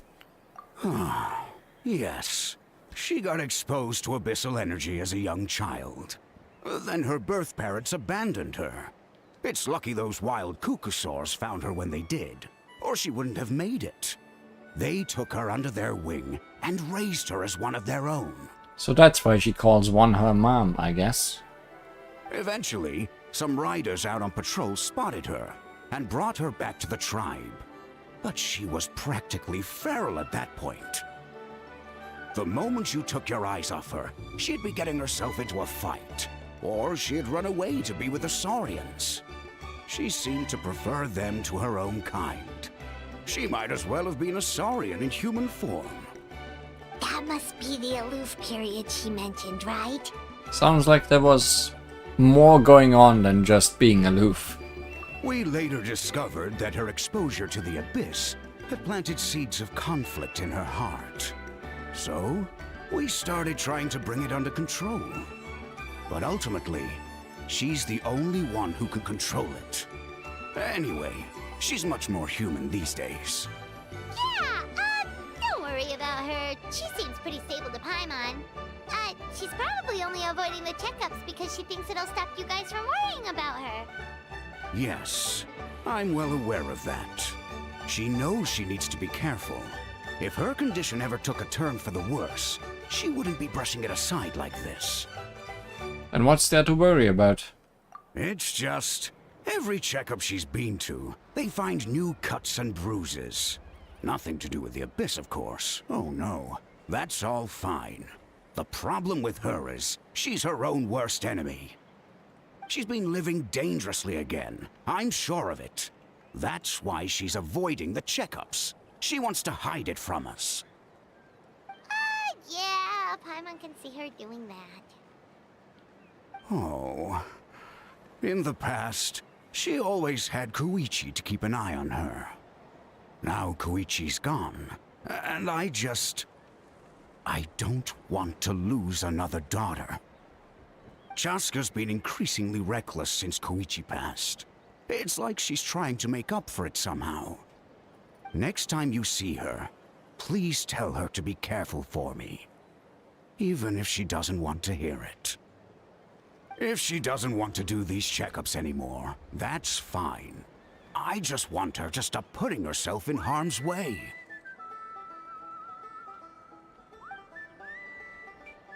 Oh, she heard. Okay. Don't need to tell her anything. Cusco rambles on about Chaska and Chuyu. You patiently listen until the bitter end. Chuichi. Whoa, where did the time go? We should be back up with Chaska before it gets any later. To get to the totem pole, we need to head north, right? So I wonder if we just stopped in the middle of that quest earlier that required us to go to the totem pole. Which of the two would have triggered if we walked here? I guess the bird one. Because this one doesn't initiate a cutscene by itself. Hey, Chaska! Hey, Alpha! Sorry to keep you waiting. It's alright. I bet my dad talked your heads off, huh? What did he say? That you used to run away from home nearly every other day. And that nearly half of your peers got beaten up by you as a kid. I was sometimes a little impulsive back then. But only back then. That's putting it mildly. The memories. It feels like it was only yesterday when we brought you back and had Cusco and his family take you in. Back then, no one imagined this feral child would grow up to be the strongest warrior of the Flower Feather clan. Huh? You were the one that brought Chaska back to the tribe? That's right. Elder Alpa was already a veteran rider by then. She spotted me while patrolling from the skies and tracked down my Cucusaur mom. Mom agreed it was time I tried to re-enter human society. But I didn't know the first thing about being civilized. I clashed with everyone who had to deal with me. And look at you now. renowned throughout the land as a peacemaker. How time flies. When the day comes that I can't fly anymore, it will be up to you to look after our tribe and our flying squad. You know me, though. I'm not a natural commander. I'm better off as a lone wolf on the front line. So stick it out at least a few more years, okay? Give Koyer and the others time to come into their own. Oh, stop. Wait, so isn't the leader just the strongest warrior in the tribe? At least Paimon figured that's how your tribe would work. Strength is certainly a core tenet in the Flower Feather clan. But strength means far more than martial prowess alone. If it all came down to individual strength, I'd struggle to call myself a warrior, let alone a member of the flying squad. Any fighter in the tribe could take me down. Really? I had you down as the elite warrior like Cheska. Well, sorry to disappoint you. It was something I aspired to at one point. So much so that I went adventuring in the Cinder City, Natlan, to try and prove myself. But it was foolish of me. I wasn't ready. I came back empty-handed and seriously injured. The fact that I survived was something, I suppose. But after that, I never seriously considered myself a strong fighter. And yet, you still managed to become the leader of the flying squad, thanks to your experience and determination. All while battling those old injuries. Don't you think that's a display of strength in its own right? Let's shelve this discussion for now. Traveler, Paimon, there are some simple refreshments on the table. Please help yourselves. Yes! Paimon was waiting for that part! Didn't you just gorge yourself on a whole bunch of volcano cakes? They were for the snack stomach. The refreshment stomach still has plenty of space.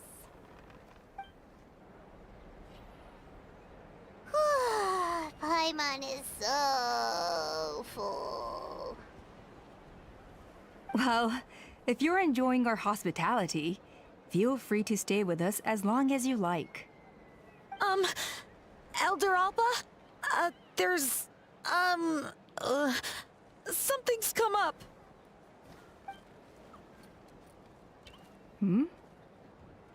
What happened? Is it serious? Shall I deal with it? It's... Some merchants showed up, not from our tribe. They said they're here to discuss some potential collaboration with us. Why now? This is terrible timing. There are a few wingless that we haven't managed to reach yet, and we still haven't inspected the retrial arena.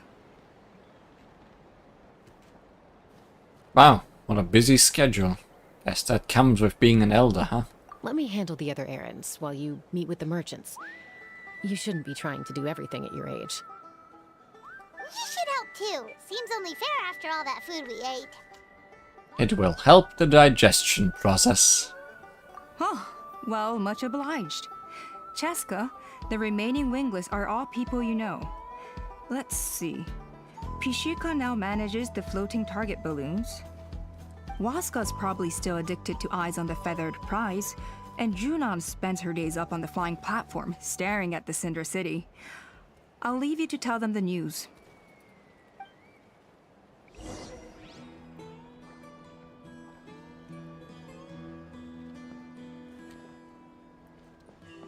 Go find the wingless.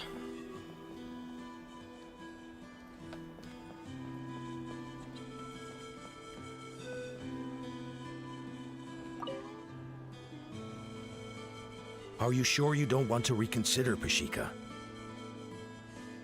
I appreciate it, boss. But honestly, I'm pretty happy with my life nowadays. Pashika, they're redoing the flying trials. Huh? Utona? Ah, did Alpa send you? I was just telling Pashika the news, actually. The way things are with the tribe these days? I mean, you don't need me to tell you. This here is no future for a seasoned warrior like you. Ah, come on, boss. Do you have any idea how long it's been? I've been wingless for years now. I'm not cut out for that anymore. Of course, I'll do my part if we ever need to defend the tribe. But there's really no point in me trying out for the flying squad now. I've already made my peace with it. Not everyone has what it takes to return to the sky after going wingless. Elder Alpa's perseverance is something else. And like, it's okay if I'm not destined for greatness. I might not have the Kukasaur's approval, but with my hot air balloons, I can still reach the skies. Handling these balloons every day, seeing how the customers react, the looks on their faces, that's enough for me. Finding something you love doing can be just as hard as passing the flying trial. It's worth holding on to. Fair enough. It's your choice. I won't force you. Oh, by the way, you should try taking a balloon ride if you've got the time. Once you've been up there for yourself, you'll see why I love it so much. I'm a little busy at the moment, but next time for sure. No problem. If you ever want to give it a try, you know where to find me. As long as you've thought it through, just go for it.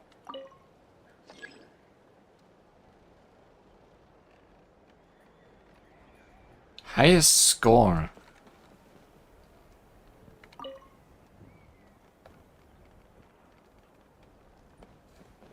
Explain yourself, I would say, but... Oh boy, I was ready to get stuck between the things when I fell down there.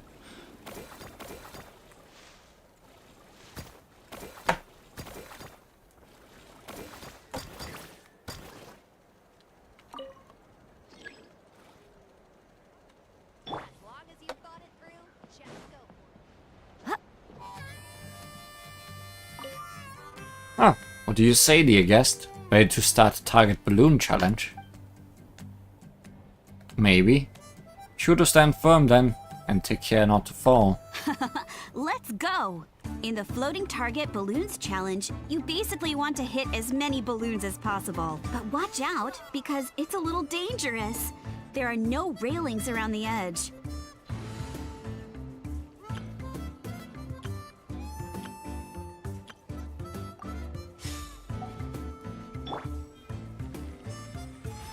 Ooh, looks like someone's an expert already. Since many of Hot air balloons that use gaseous flotation to float. Some flotation will be restored after bursting them.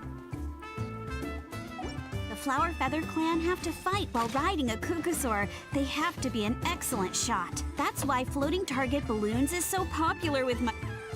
Well, you've impressed me, that's for sure. I think you might even have an edge on Mr. Pashika.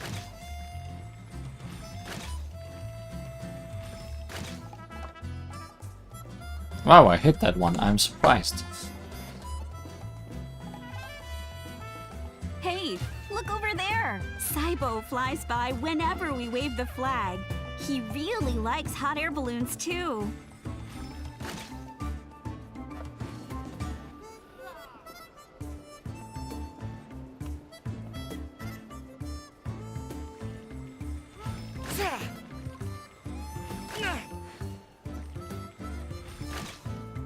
Oh, I didn't know you could do that.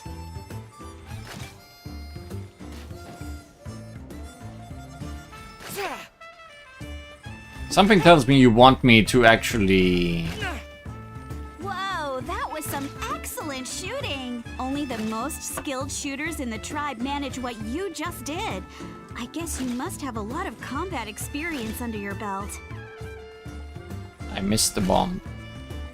I feel like they want me to turn into a Looks bird. like someone's an expert already. Since many of the Flower Feather Clan have to fight while riding a Kukasaur, they have to be an excellent shot. That's why Floating Target Balloons is so popular with my people. A lot of them use it to practice.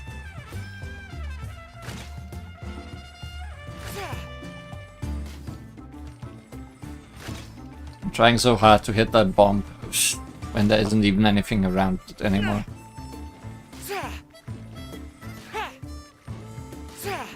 You can do it! The challenge is almost over. Keep going! But targets...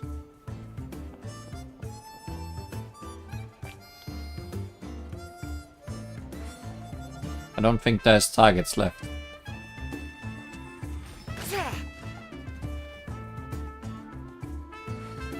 where Pashika's coming from.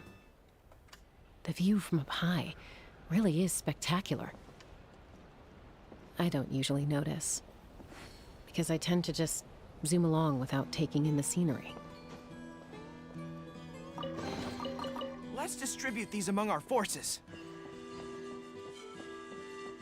No, we didn't spin between the balloon and the platform this time.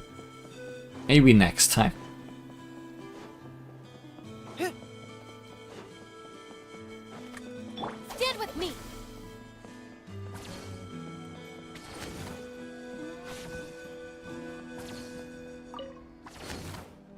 A retrial? What's the point? I pretty much treat life like it's a game. No Kukasaur is ever going to approve of that, no matter how many times I try. Waskar, I can assure you, Kukasaurus wouldn't judge you for something like that. Well, they must be judging me for something. Maybe I lack fighting spirit, or just don't have the talent. Not everyone's a natural like you. Don't waste your time on me. You'll have better luck with the ones who still have their heads in the clouds. In the meantime, I think I'm gonna treat myself to a few more games of Eyes on the Feathered Prize. Yeesh, there's wingless, then there's being a total lost cause. You used to be a fierce warrior, actually. But fighting spirit alone won't win you the Kukasaur's approval. Are all Kukusaurs so strict? The ones in floating target balloons and Eyes on the Feather Prize seem pretty chilled out. It's one thing to hang out and have fun, but quite another to take to the skies with a human life on your back. Giving a ride to someone who's unqualified endangers not only the rider, but also the Kukasaur themselves. If the rider makes a mistake, they both suffer the consequences. So we have a mutual understanding with the Kukasaurs. If someone isn't up to standard, we have to reject them. Even if it means breaking their hearts. So, do you have another mini-game for me? Want to try Eyes on the Feathered Prize? You bet. Next time. I'll definitely hit the jackpot next time. So, what's this about? Hey Outlander, you've got a good pair of eyes. Wanna test them by setting your eyes on the Feathered Prize? Own your vision and be rewarded. Well, that's a concise explanation. Maybe too concise. Barely feels like you said anything at all. Detailed rules for later if you want to try. Let's hear the rules then. 3 Kukusaurs will fly off. Keep your eyes on the middle one. When they all fly back, recognize the one originally in the middle, that's it. So they'll switch position mid-flight, and we've got to figure out which one was originally in the center. Correct indeed. Huh, no wonder you call this eyesight training. Start simple to test the waters. And if there's no trouble, we play for real. Rewards are yours if you succeed. Alright, I'll give it a try. When ready, hit the target and start.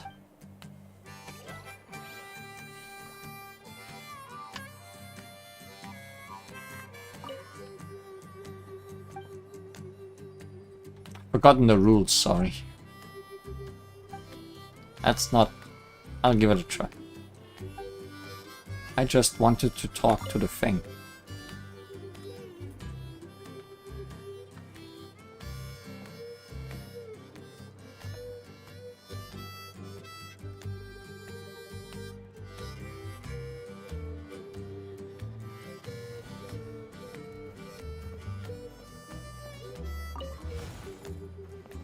That's it. This one. Looks like you're ready for the real challenge.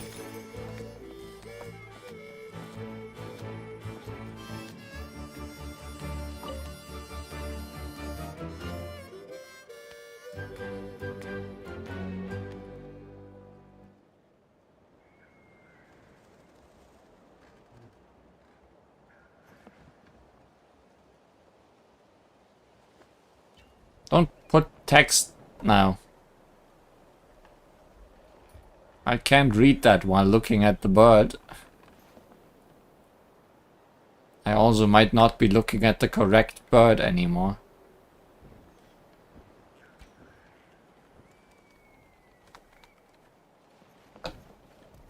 Because I definitely didn't see it when it flew behind things. No, not this one.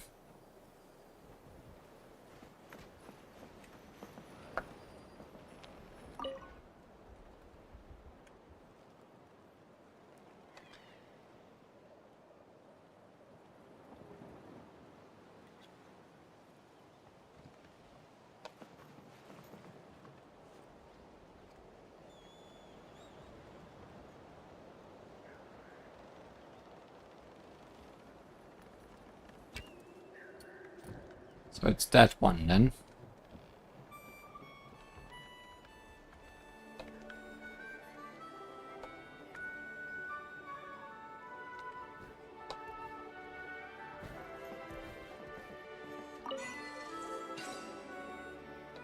That's right. Here, great warrior, take your reward. It's all yours. It's all radish.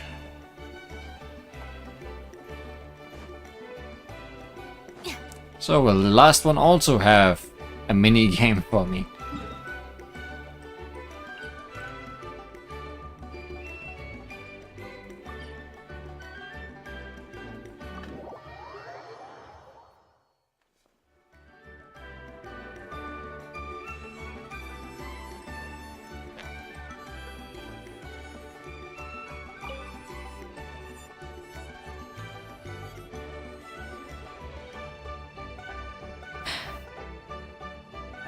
Hey, Junan. Gazing out at Natlan again, huh? Chaska? What are you doing here? Is something up? The flying squad is hosting retrials again soon. Wanna give it another try? Maybe you're forgetting the definition of wingless. I've failed so many times already that I've decided to call it quits for good. I'm done.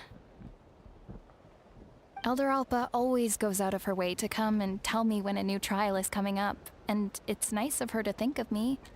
But nothing's gonna change. I'm not going to suddenly pass just because they're holding another trial. They're making some big changes to the arena this time, so the flying experience should be smoother than before. Koyer's gonna try again. No, forget it. If I was genuinely good enough to make the squad, the location shouldn't affect my chances. A true rider can fly confidently whatever the conditions, like you and Elder Alpa. Junan! They're redoing the... Huh? Chaska and the Traveler. You're already here. I guess they told you already then. Come on, let's go train together.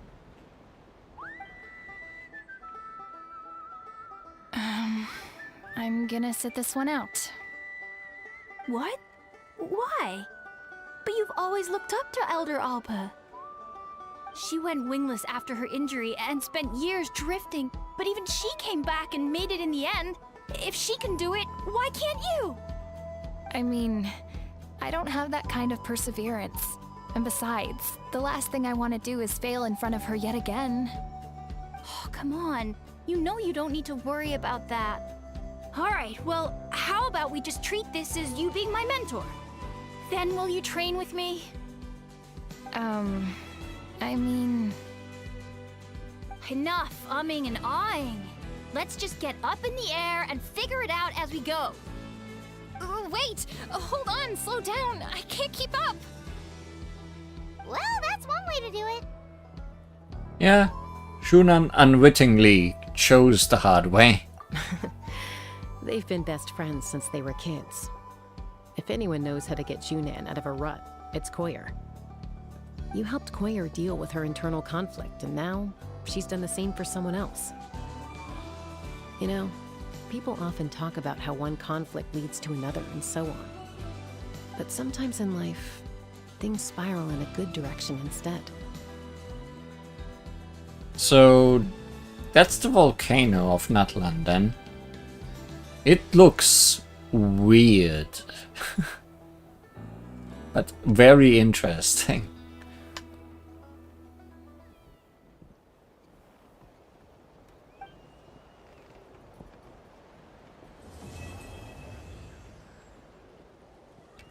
Someone made a hole in it, or something. We've notified all the wingless on the list now, right? Where to next? The trial arena. It's not far from the tribe. Or is that the volcano? There's smoke coming out of it. It's not like I'm not trying. I'm giving it all I've got. Keep trying. You got this. Well, not yet. Like, that thing is here. The volcano, I guess, is here. Yeah, no. Okay. Two different things. Two different Just weird let me know things. if you ever find yourself in a pinch. I can help you out.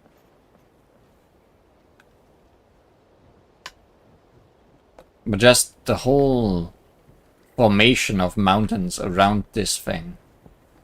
Very interesting. I mean, we are definitely going there. It's on the map already.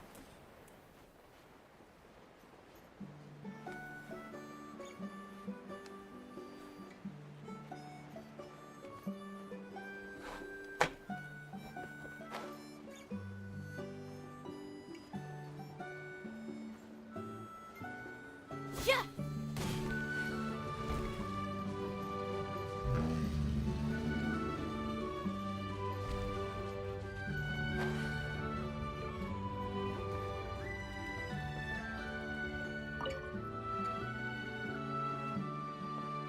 Oh, hey there, Chaska.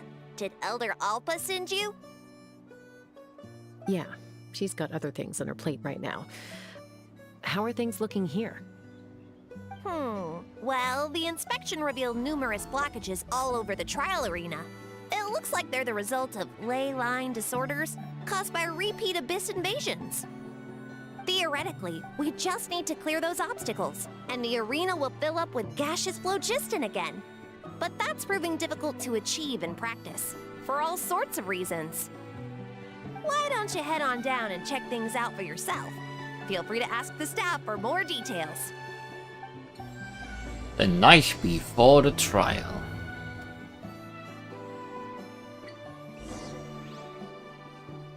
Oh hey, we get to be Jaska.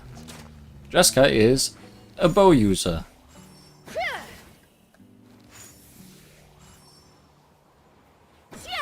And animal element.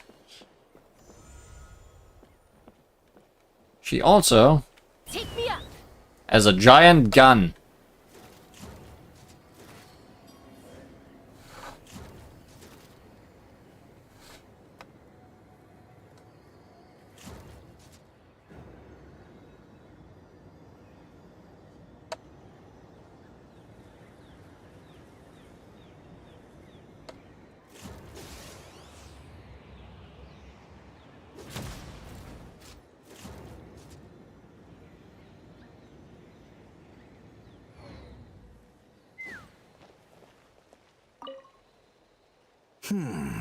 I think it should be possible to clear this spout with just a few hard hits. But there are signs of strange life in here. Meddling with it might be dangerous.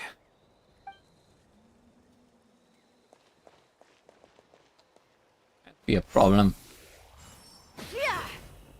Hey! Monsters!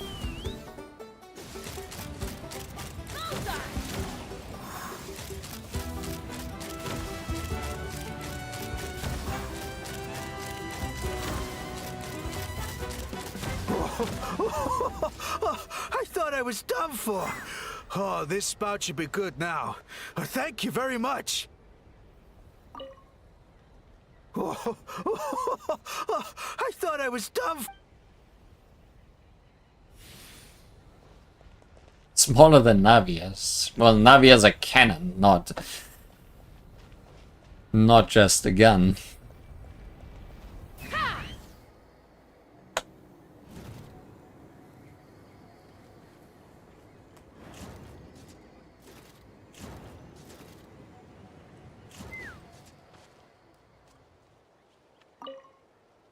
How strange.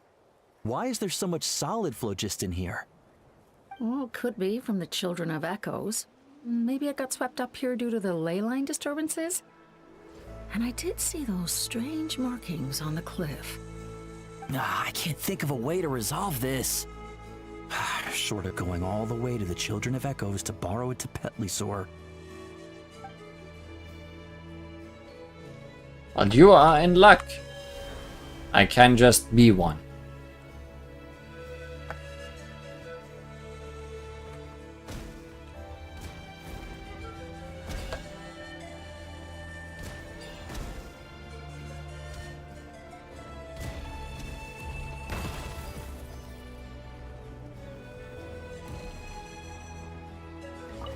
Whoa! Did you see that? A Petlisaur just showed up out of nowhere.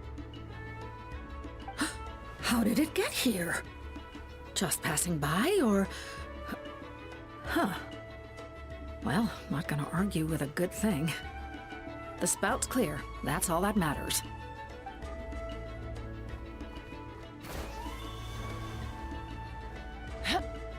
Let's ride.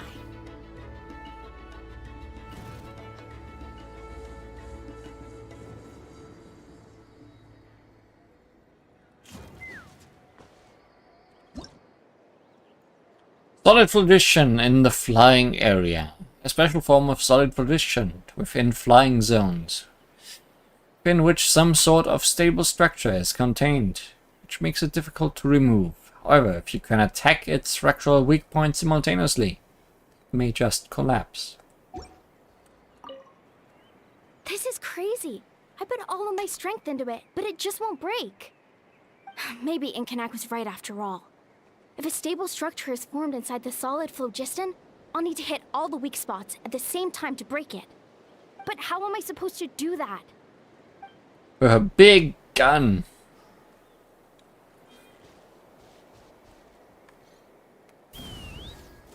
It's the only way. Locked on!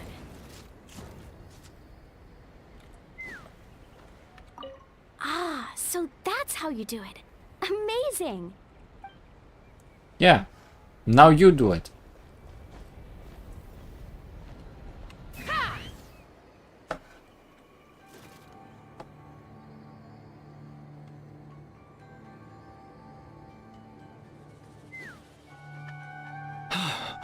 Oh, are you here to help?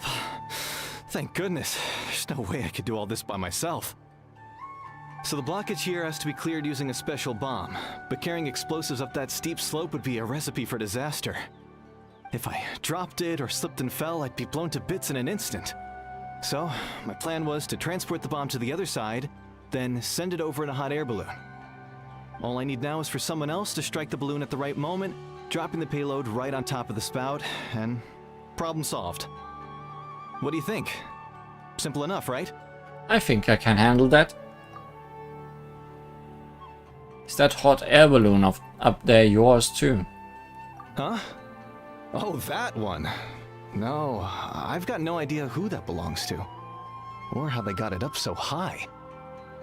I just wish I could fly up there and check out what kind of tech they're using. Ah, well. Getting the trial arena back in order is more important. I'll head over and set up now. Let me know when you're ready. Only there was a way to get up there.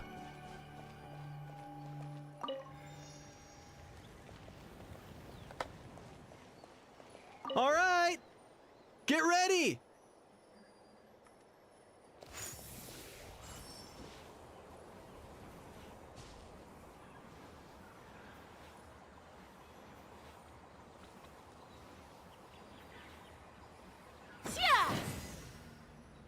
The gaseous phlogiston is being replenished. Looks like all the spouts have been unblocked. Let's head back up.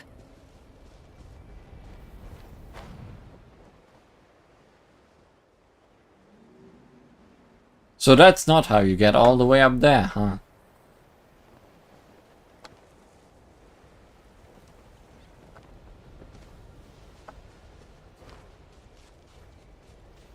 Like, this thing is really high up.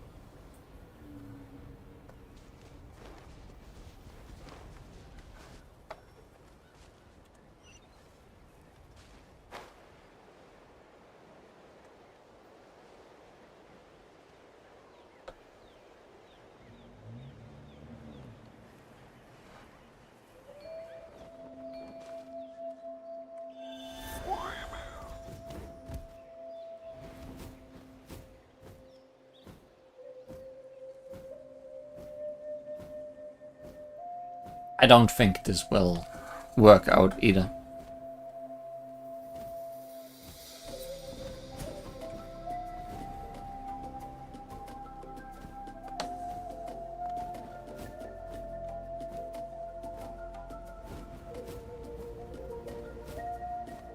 There's just no way of going straight up that far.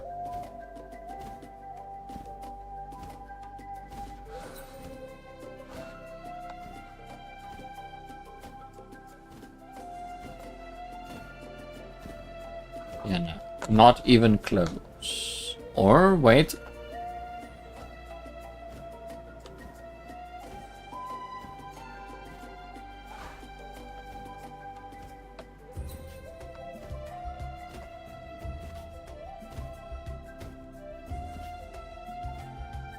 Maybe if more air currents get created, like that one just did.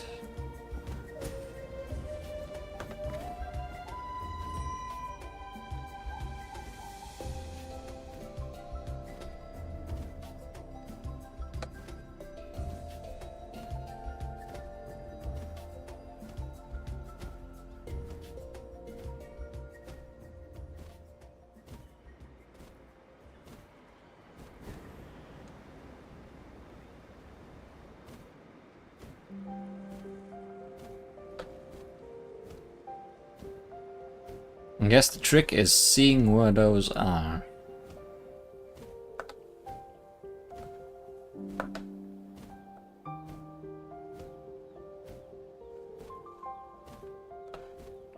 Maybe?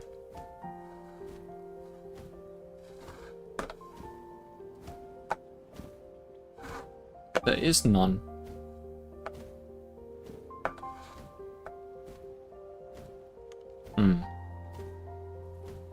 I thought I had it, but I'm not so sure.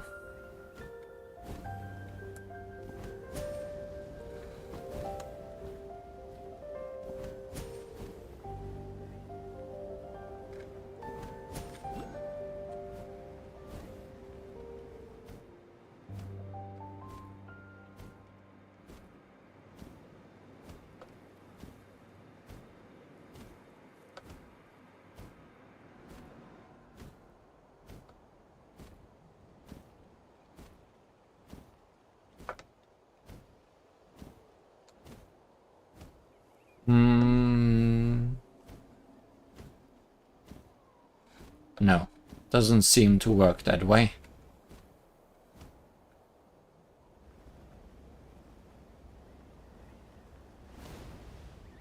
I mean, there's this thing in the middle of nowhere.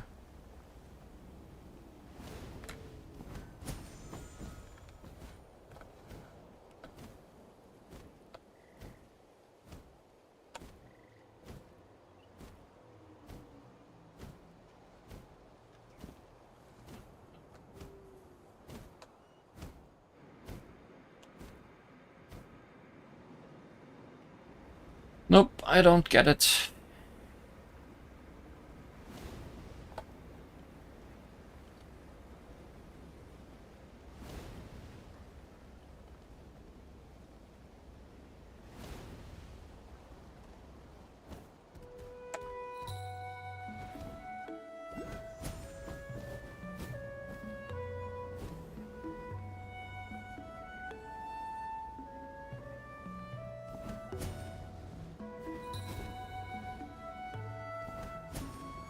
Watch out, or you'll get singed.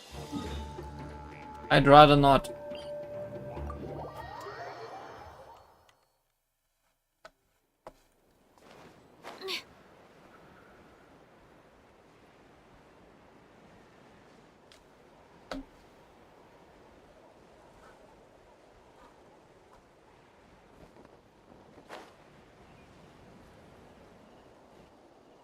Wow, you took care of everything in no time at all. Incredible work. Now we just have to wait until the gaseous phlogiston is fully replenished. Then we can kick off the retrials. Actually, Inkanak, I'd like to do a test flight first, just to make sure we're not missing anything. Could you arrange that for me? Huh? But you only just finished getting the arena ready. There could still be other hazards we're unaware of. Maybe you just can't get up there yet. Maybe the phlogiston needs to get back in action first. All the more reason to have me test it out. Think of it as another inspection. I guess you're right. With your flying skills, you won't be in any serious danger, even if there are hazards we overlooked. The conditions in this area seem a little unstable, but a test flight is the only way to catch any lingering issues. All right, I'll get things set up for you. Just let me know when you're ready.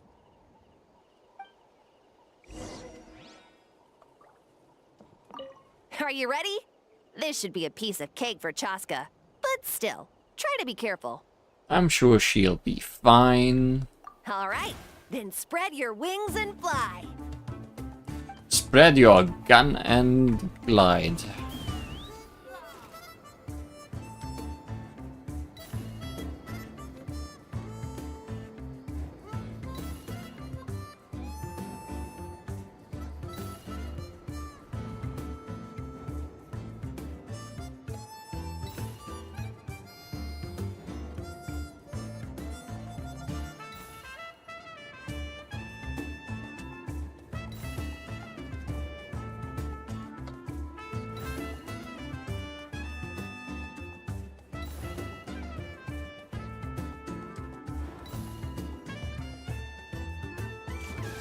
Bullseye!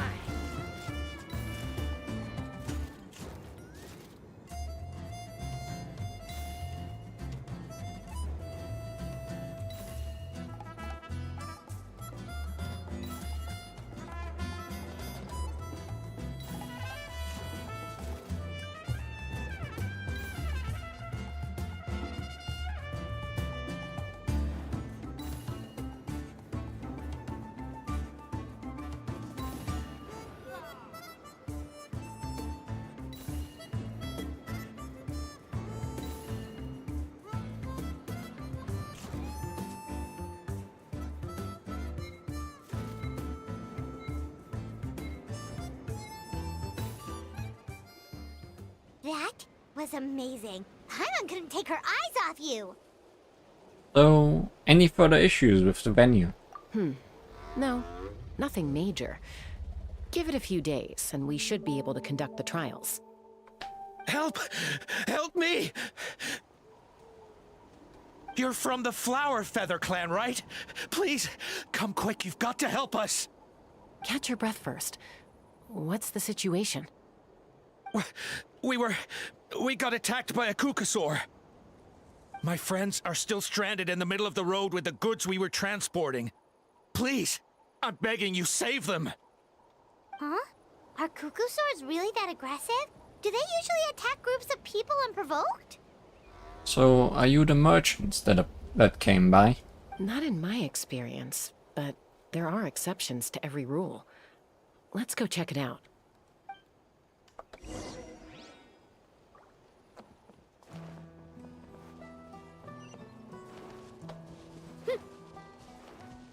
Ouch! I've never seen such an aggressive Kukusaur.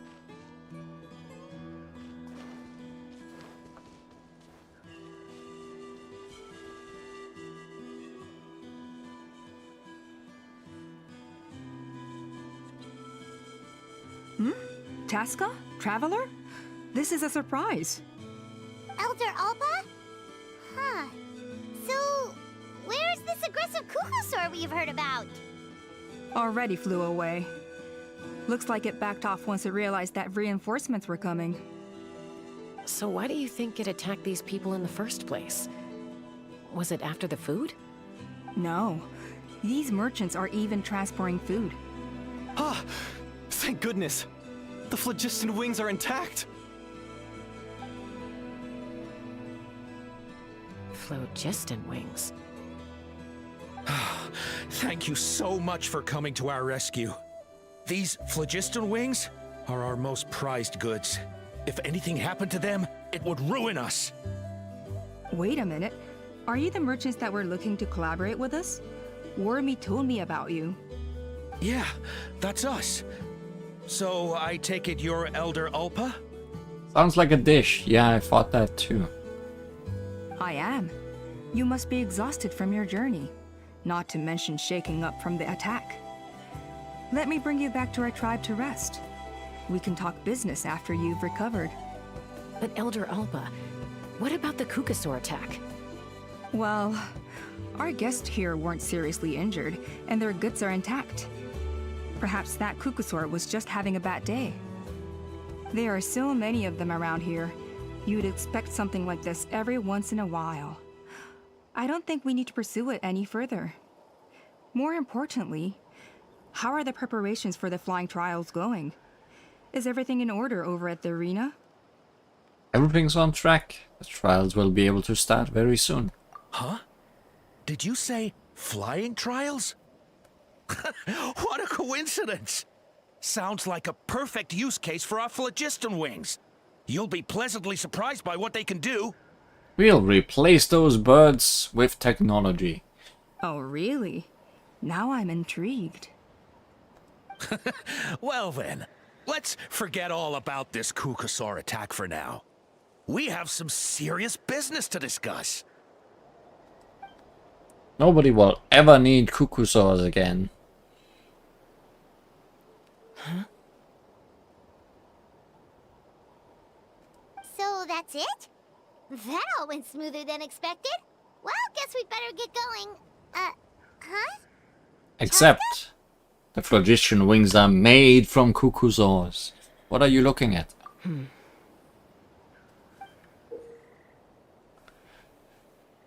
Sure, looks like a possibility. A blood-stained feather. The incident is forgotten about.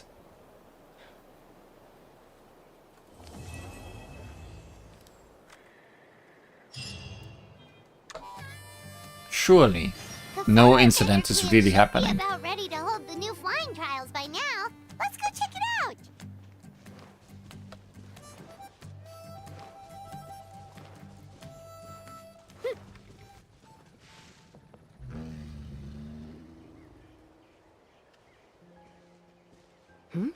Ah, Traveler and Paimon. You came. We never left. Yep, and it looks like we made it just in time. Although, can't say the same for the Kukusaurs. Bit of a low turnout, huh? Yeah, you'll see why soon enough. All right, get ready. 3, 2, 1, fly! Okay, sure. Jetpacks. Whoa! We're really flying!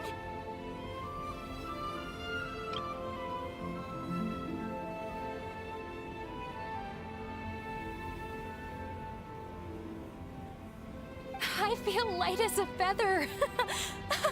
I'm flying without a Kukasaur. These phlogiston wings are awesome. They don't really have wings, do they? What the? What's going on? Paimon can barely believe her eyes.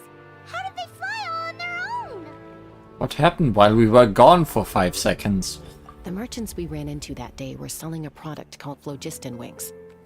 It's a flying machine worn on the back. To operate it, you just use a handheld trackball that controls the flow of gaseous phlogiston. That's incredible. Yeah, if our tribe, well, if Natlan mass adopted this technology, it would revolutionize our mobility and responsiveness in times of crisis. Just think of the countless tragedies that could be averted.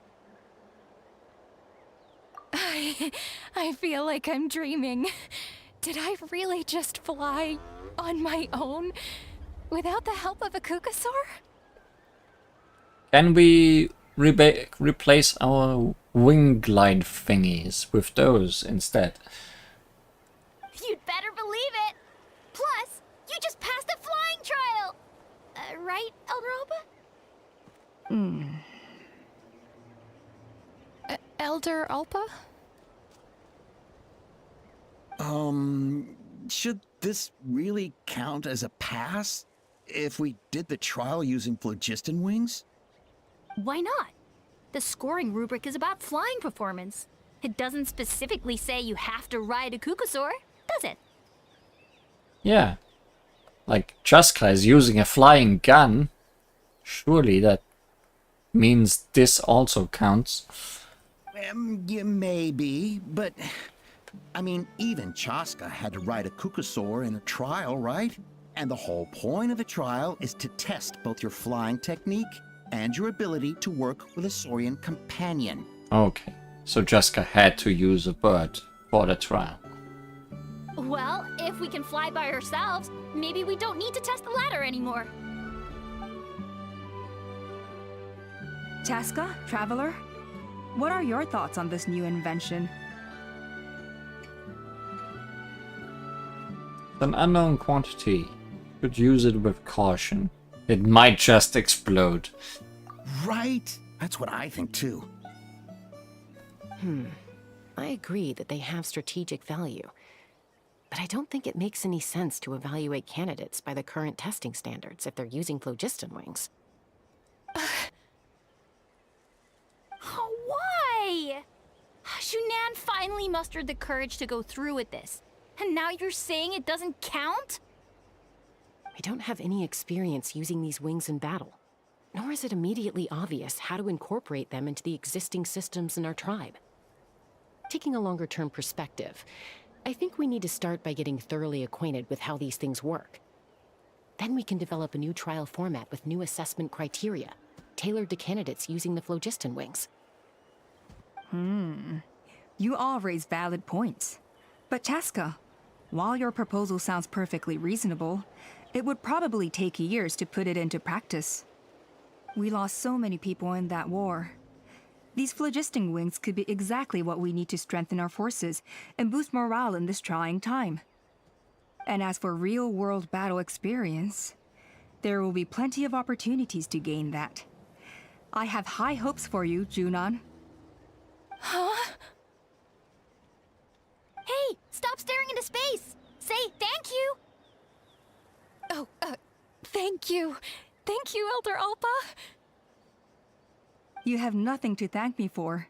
Remember, the way you got your wings back was by relying on yourself. Oh, Elder Alpa! Bad news! Kukusaurs are attacking the merchants again! I wonder why. Again? Okay, everyone, stay put while I... Huh? Chaska? Guns and wings. Why did Chaska rush off like that? And then Elder Alpa and the others too? Anyway, let's go see what this is all about.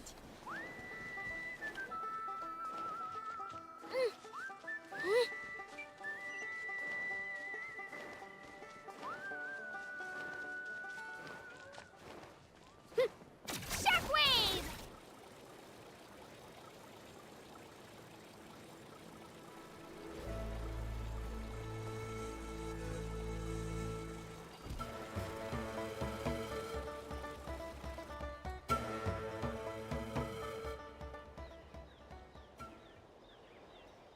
Oh, it's back! It found us again!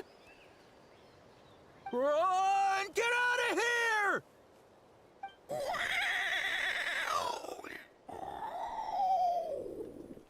That's a scream. Curses!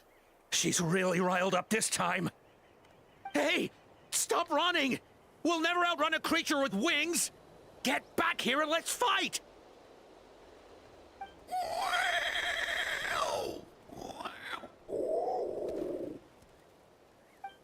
Stop! All of you!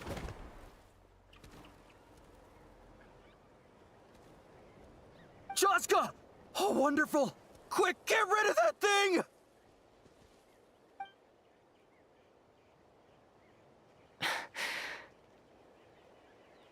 Someone had to voice like that. True. And before, it's Mom. What's going on? Why isn't she doing anything? So it really is you. Sister. Oh. Close enough. Wait, sister? That Kukusaur is Chaska's sister?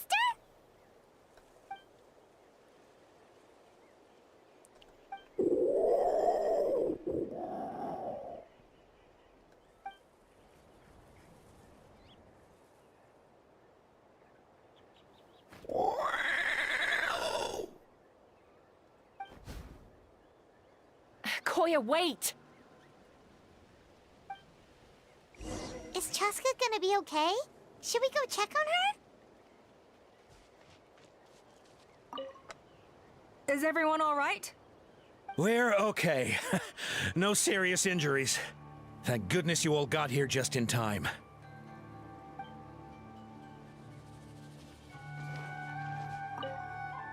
What was wrong with that Kukusaur? Why was it so aggressive? If we just let it escape back into the wild, who's to say it won't attack again?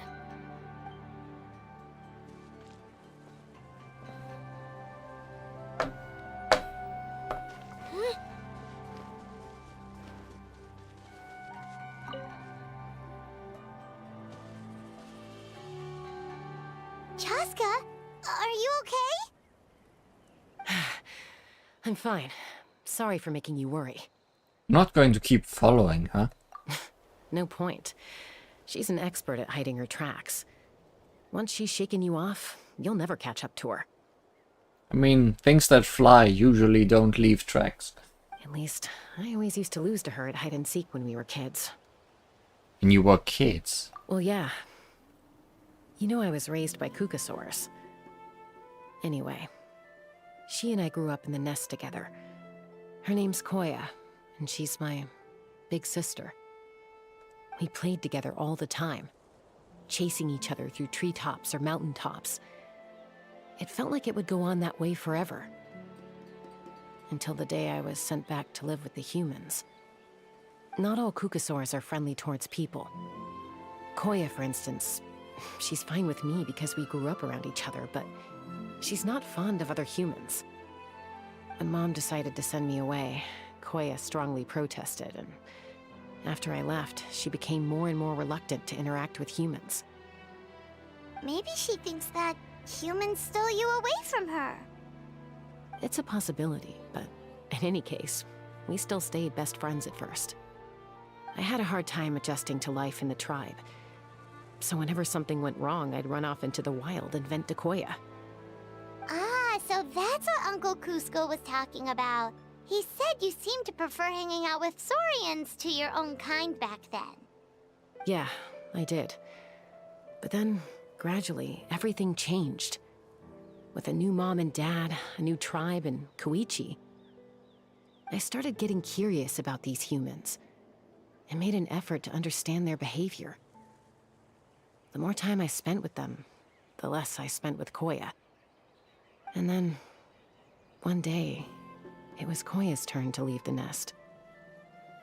She sought me out and asked if I was willing to leave the tribe and go live in the wilderness with her. As far as I can remember, that was the first time she ever approached a human settlement on purpose. So, how did you answer her? Well, I wouldn't be standing here talking to you if I'd said yes. In other words, you turned her down. No, I was torn. On the one hand, I'd already made up my mind to embrace my new family and accept my human identity.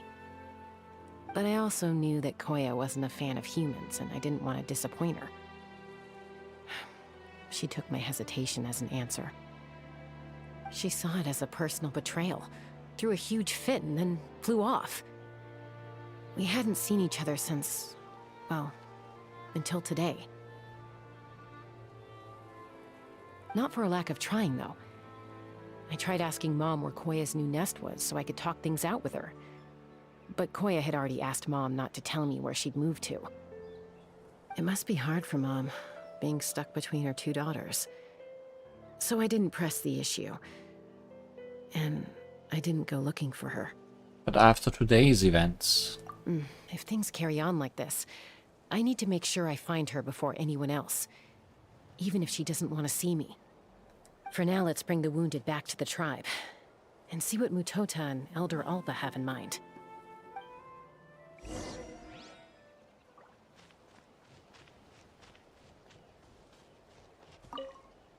what was wrong with that Kukusaur.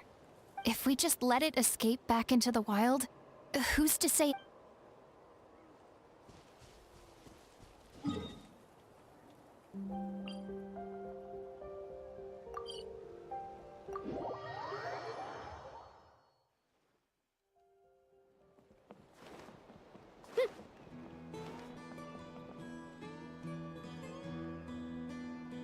So, I hear there's been another Kukusaur attack. Ha! I knew it!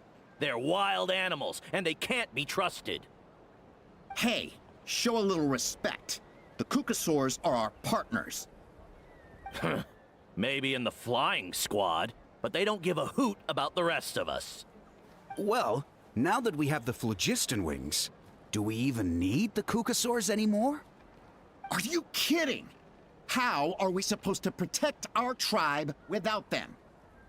I didn't mean it like that. Huh? Protect our tribe? Or are you just scared that your precious flying squad will lose its prestigious position? You take that back! Things are changing so quickly. Chaska, there's a conflict emerging there. Aren't you going to nip it in the bud? The whole tribe's talking about this now. Breaking up a single fight won't solve anything. The real source of conflict here is the phlogiston wings.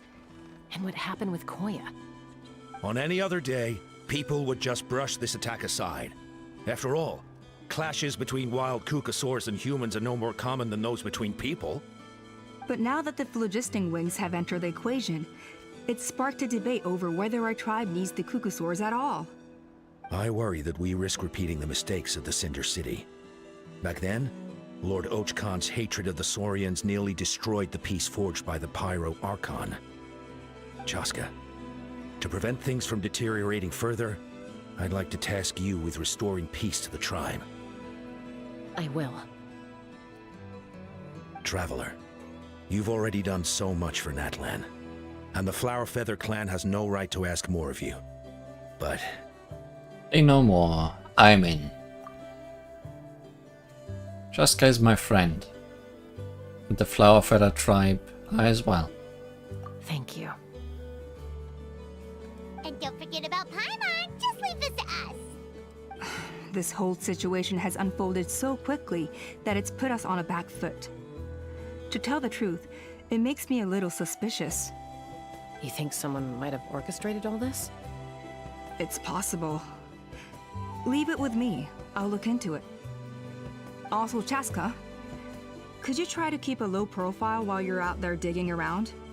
We don't want to give our hand away. I'll do my best. Okay, so where should we start? This all began with Koya's attacks. If we can find out what led her to do it, that should give us something to work with. But will she even talk to us? Unlikely. Given how she reacted when I showed up, I don't think she's forgiven me. If you want to resolve a conflict through dialogue, sometimes you need a third-party facilitator. Let's go see my mom. Time to find Big Bird. Oh, Big Bird is far away. Very far away.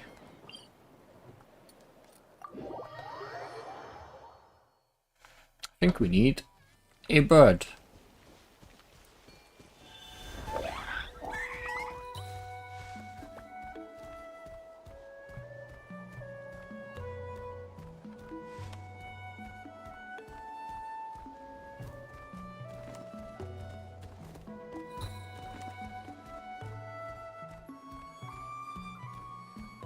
Found a bird, but I'm not really using it for bird things.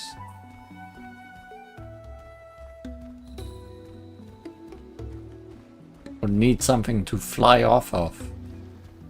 We want to do things like this. I guess we are just walking. The bird walk.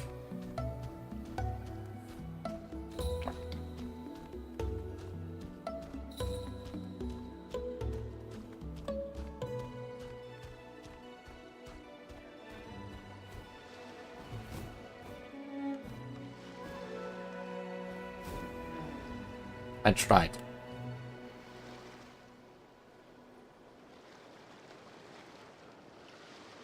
Wow, so this is where you used to live as a child? Mm-hmm.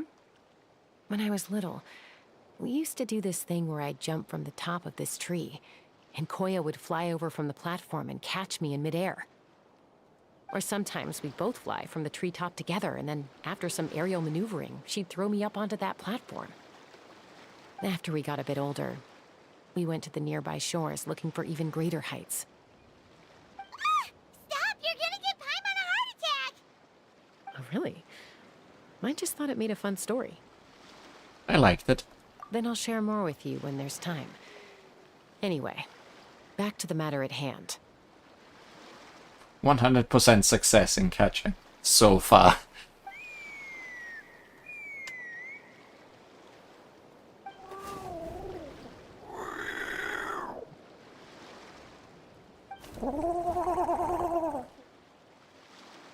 Hey, Mama Bird, I'm back. My last visit was only a week ago, wasn't it? See? I visit you more than I visit Papa Cusco. I brought a couple of friends with me. These are the Traveler and Paimon. Traveler, Paimon, this is my mom. Her name is Chimpu. In the human tongue, anyway.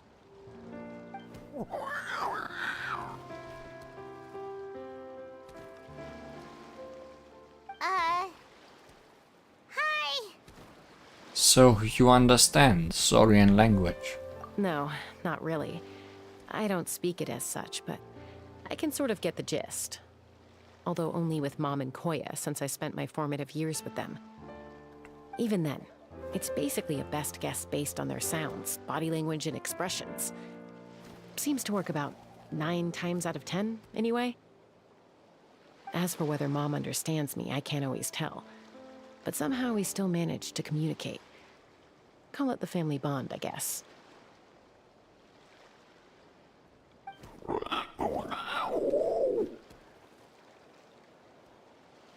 Don't worry. I'm doing well, but I think Koya might be in some trouble.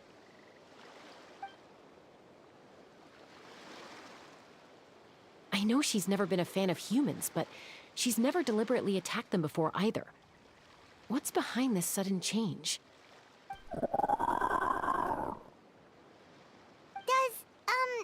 Auntie Chimpu know anything? Doesn't look like it. Koya hasn't visited her in a long time. Then, could you please tell me where she's living nowadays? I really need to talk to her. If this animosity between her and the tribe continues, then the next time there's an incident, I don't know if I'll make it there in time.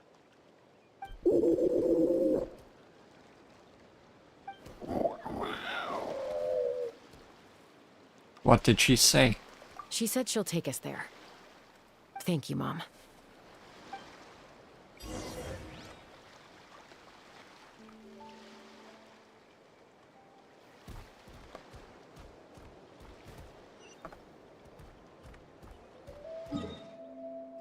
Oh, we are leaving.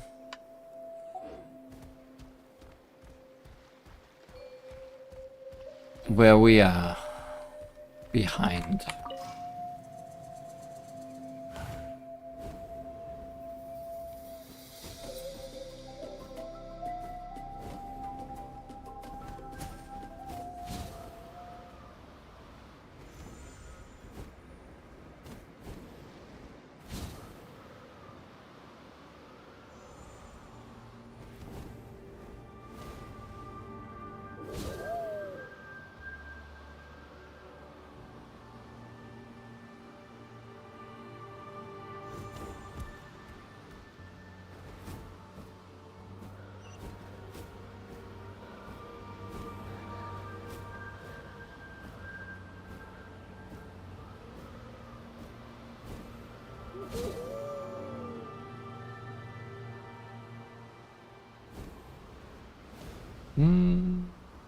Might have made a mistake.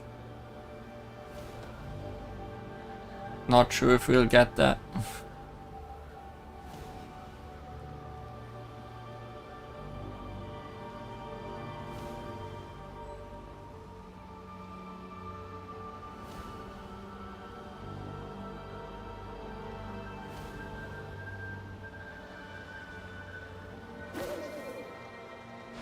Rest in peace, bird.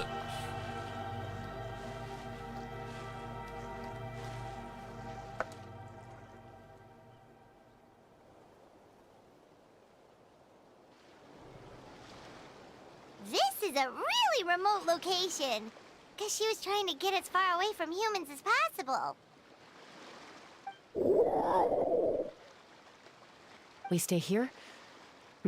Okay. Got it. Traveler. Paimon. Mom says we should stay out of sight for now. She'll talk to Koya first. Koya is very hostile toward humans right now. So if we show up unannounced, it might just make things worse. Got it.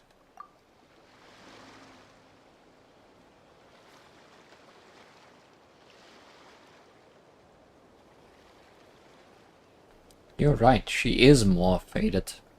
Probably because she's old.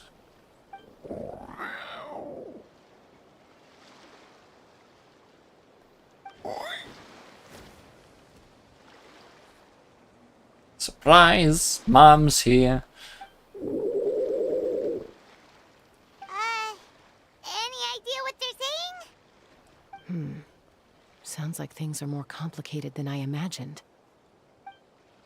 There's evidence in this area suggesting that Koya might have been the victim of a human attack. Maybe they needed pieces for those jetpacks.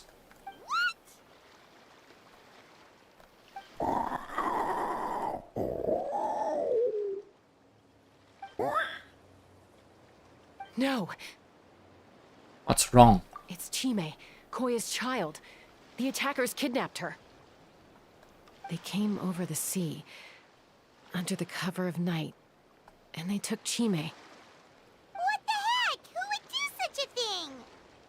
I searched day and night, and finally found them. When she says them, does she mean...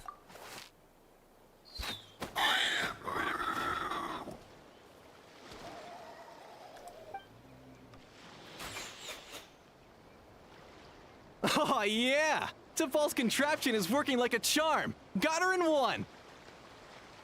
Oh, you are gonna get some real punishment. Hey, there's another one! Wait, is that the one that got away last time? Who cares? Just get them all. T'Pol pays us per catch.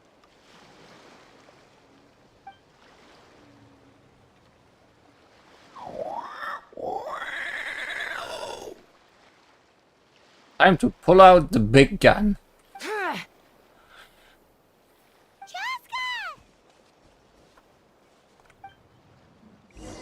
Chaska? How'd you get here? Quick, stop her! Don't you even...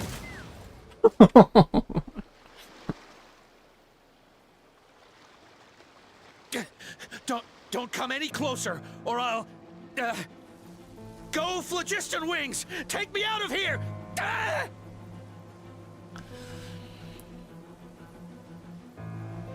I sure did not give them time to talk during that fight. Uh-oh, looks like it malfunctioned. This is bad. Mom and Koya are already injured. And if that thing explodes right next to them... Help! Elemental energy suppresses it! Please, someone! Get back! It's still going, and it's getting worse. Guess we need a more permanent solution. All right then.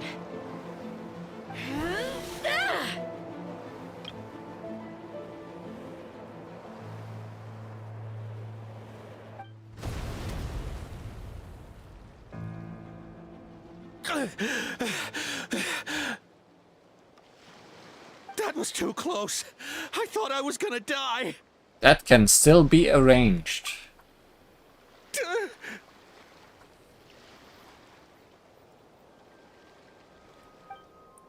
Answer us honestly. Were you the ones who attacked Koya before? I am... No, it was...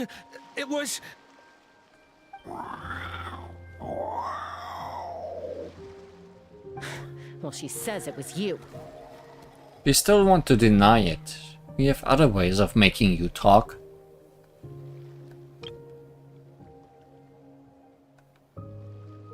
Just tell me, who sent you here? It was to Paul. He told us to catch all the wild Kukasaurs we can find. And he also said that this Kukasaur has become a thorn in his side, so it needs dealing with urgently. To Paul? Huh. Sounds familiar.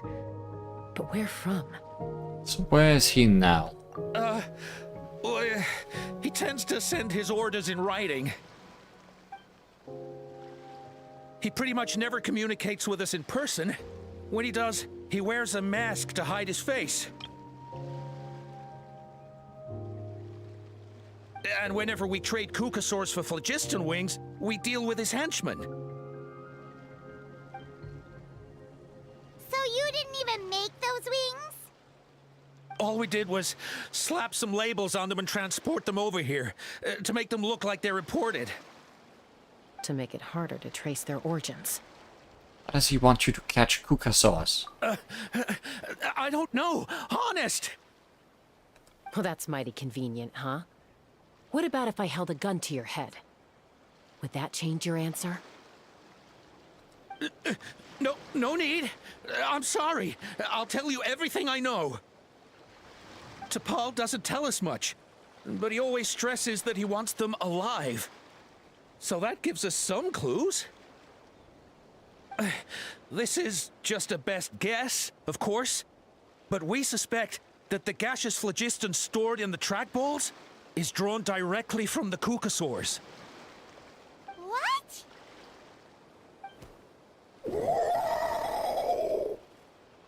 What? Easy now. You're still injured. Hey, keep talking. Yes, ma'am. So, the gaseous phlogiston has to be highly refined in order to power the phlogiston wings.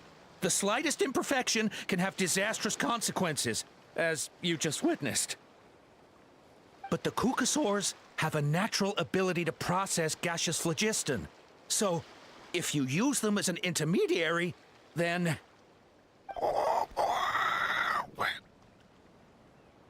That's enough. So the Kukasaurs you took, where are they now? T'Pol should have them. But no one knows where he's based, apart from him and his henchmen. We've tried looking for it ourselves, even followed them a few times. But we always end up losing track of them. Random thought. Maybe they're hiding up in the sky? I guess this means we can't go after the ringleader yet. Is it that high-flying hot air balloon then? T'Pol. T'Pol. I'm sure I've heard that name. Maybe it was... Jaska, Traveler!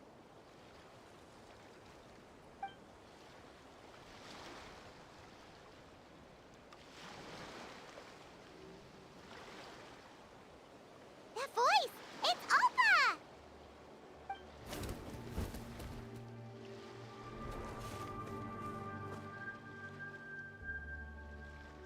Elder Alba? What brings you all the way out here? Well, I was patrolling nearby when I heard the sound of an explosion. What's going on? Let me fill you in. I don't believe it. Elder Alba, does the name T'Pol ring a bell to you? I feel like I've seen it written down before. Maybe in a list of candidates for the flying trials? Huh? So he's a member of your tribe then? No. If he was a member of the Flower Feather clan, I'd definitely know him. Shall we head back to the tribe and do some investigating? Now that you mention it, I do remember a young man from outside our tribe who came to participate in our flying trials once. You were away on a mission at the time, which is probably why you don't remember him. He was a craftsman from the Children of Echoes, but he'd always dreamed of soaring the skies, so he wanted to join our flying squad. The Children of Echoes? That's rare. But despite his best efforts, he unfortunately failed to pass the trial and gain the Kukusaur's approval. In the end, he went wingless and returned dejected to the Children of Echoes. Wingless, huh? Maybe he invented the phlogiston wings to get revenge on the Kukusaurs. Perhaps. Or maybe it's simply his way of dealing with his regrets over his past flying endeavors. Either way, it doesn't excuse his abuse of the Kukusaurs. I'm gonna take these guys back and expose the truth to the tribe. It's time for this conflict to end. Easy, Chaska. Remember what I said about keeping a low profile? The ringleader still hasn't shown himself, and this man's allegation about powering the phlogiston wings with Kukusaurs is only speculation. Bringing these men to the tribe now won't win over any current supporters of the phlogiston wings. In fact, it may even escalate the conflict further. After all, many are mistrustful of the Kukusaurs after recent events. Is that why T'Pol waited until now to try to capture my sister? I don't know. I mean, he did tell us to spread negative rumors about the Kukusaurs and slip some Mora to anyone opposed to them, but... But Koya only attacked humans because they stole her child! Nevertheless, we will be hard-pressed to change people's minds while emotions are running high. Unless we have irrefutable evidence. I mean, we need to catch T'Pol himself.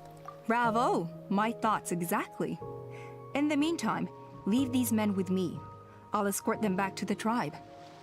I'll take the other members of their crew into custody too. They won't get another chance to stir up trouble. Fair enough. I guess finding T'Pol is gonna be the key to resolving this conflict. Let's hope the Children of Echoes have some info on him.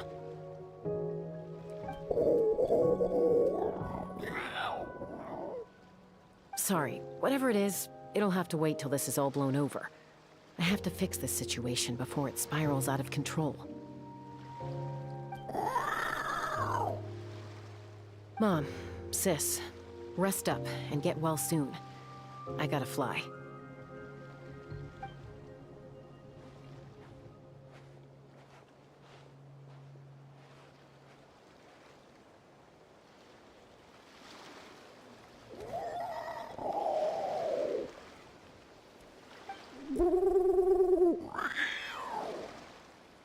Now it's us that understands Saurians.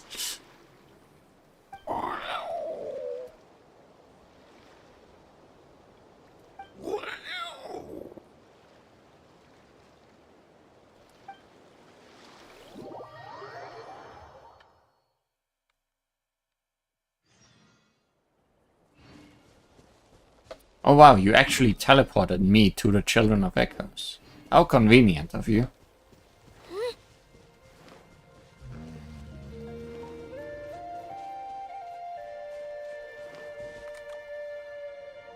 So Alpa says that T'Pol's from the Children of Echoes. But how do we track him down? Just ask around until we find him? Let's start by talking to someone we know. It'll be faster that way. At this time and place, I'll bet the easiest person to find is... Wakey, wakey, Shilonen! Oh, it's you. Okay, give me a second. I'll come down.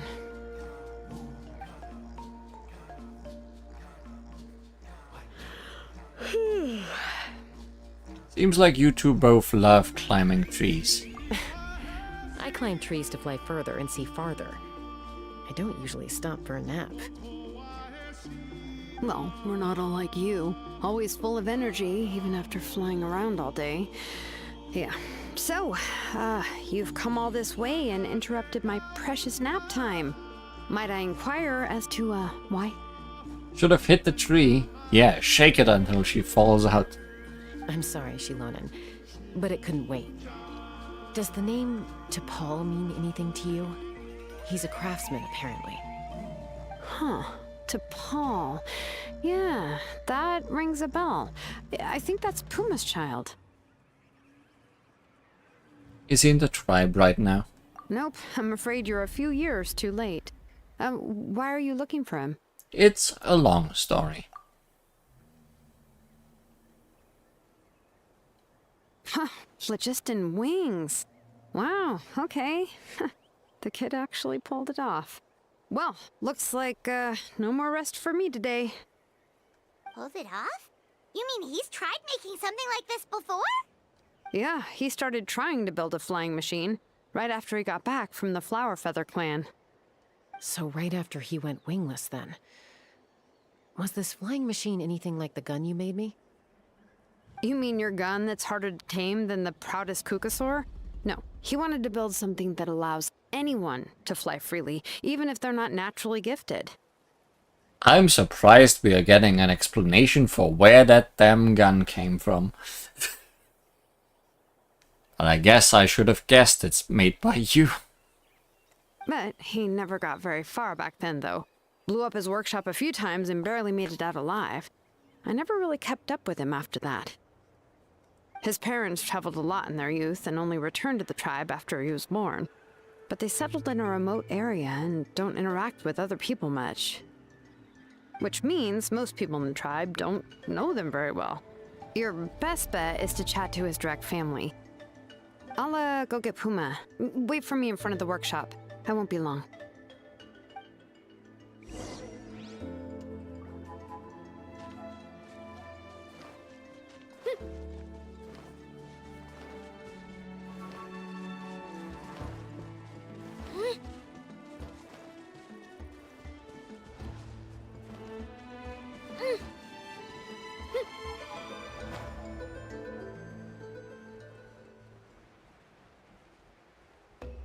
Oh, we are under the Children of Echoes.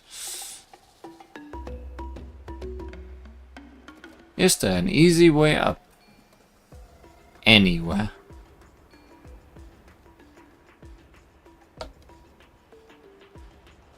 Aside from climbing.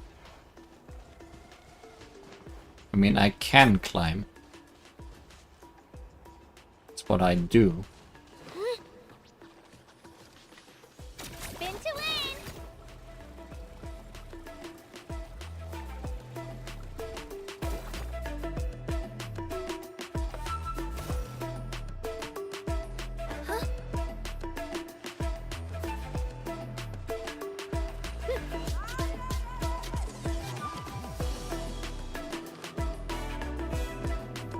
Our bond is strong. Right here.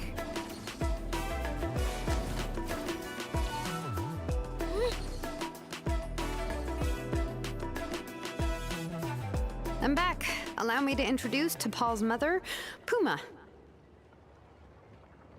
Jessica's ear tips in the idle animation trace small circles. That is most amusing. I did notice them moving before, yes. Hello, we're... Oh, save the pleasantries. I don't want to spend any longer talking about that boy than I have to. Huh? I disowned him long ago. He is no child of mine. All he cared about was his pipe dream of reaching the sky. Oh, we tried to talk sense into him, but he was obsessed. And then when he left us, he spouted some nonsense about building a workshop in the sky to avoid the constant criticism of us ground dwellers. Yeah, there certainly are echoes here with the children.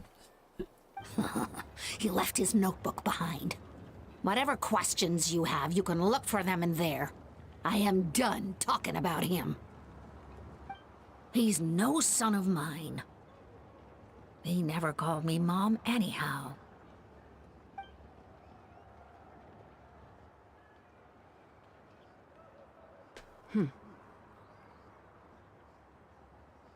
Wow, they've really fallen out. I'm sure wasn't expecting that. Her husband, T'Pol's father, he passed away recently, and T'Pol didn't even bother to show his face at the funeral. If you ask me, that was probably the final straw for Puma. I'll go keep her company. If there's anything else you need, just come and find me. Thank you. So this notebook is the only lead we got now, right? What's in there? A hot air balloon. Log number 97. The experiment was a failure. As expected, the technology of Natlan, the Cinder City, is not so easily replicated. The floating device, bereft of the relic support, fell quickly. Is that a power output issue or a weight issue? It seems that we'll have to rely on components obtained from the Cinder City for the time being. Log number 120. Those blasted brutish boars. How dare they question my ideals? It's just a few smashed workshops. If we cannot even take such a minuscule risk, how can we even surpass our predecessors? Whatever. The relic remains within my possession. As long as I continue my research, I will surely make progress. Even Father and Puma refuse to support me now. Put up to it by those vulgarians in the tribe, I'm sure. But so what? So what if no one in this world supports me? I have my own ways. It is time to leave this place. My dream is the entire sky itself. Some early designs for the phlogiston wings, and some theorizing about an airborne workshop. Natlan, the Cinder City. Looks like that's where he got his technological inspiration from. So, was he serious about the workshop in the sky? But that's such a big project for one person. Do we think he actually pulled it off? Actually, look at that balloon sketch. Haven't we seen that somewhere before? Oh, yes. The one from the trial arena that was super high up. That balloon has been there for a while, and everyone's been wondering how it got up there, but what if that's the wrong question? What if it started off even higher up, above the clouds and out of view, and it only descended to its current height due to some kind of malfunction? In other words, it could be... Part of T'Pol's workshop? Seems likely. If T'Pol's base had been hiding above the clouds this whole time, that would definitely explain why Isidore couldn't find it. I totally called it! But how do we get up there? Chaska, can you even fly that high? I certainly tried. By myself? Possibly. But with a passenger, no chance. I doubt even phlogiston wings could take you up that high. At least, not without that relic T'Pol mentioned in his notebook. Yeah, and he's probably holding on to it. We'll have to find another way. Can you fly up that high, Paimon? Nope. That's way beyond Paimon's altitude. Also, would you really expect Paimon to go up there and take on T'Pol all by herself? I would love to see it. Let's not worry. Just because we can't think of a solution doesn't mean no one else can. I'm not the only flying expert in my tribe, you know. Oh, good point. We should go ask Elder Alpa. And Mutoda. He was quite the flying ace back in the day, too. Let's head back and see what they suggest.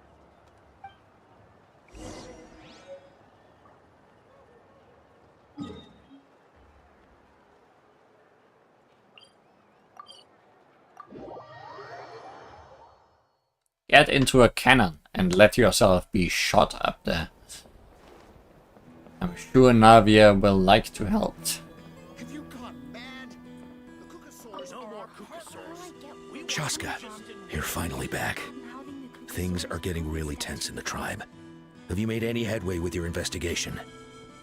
Some people even think we arrested the merchants just to support the flying squad and crack down on the phlogiston wings.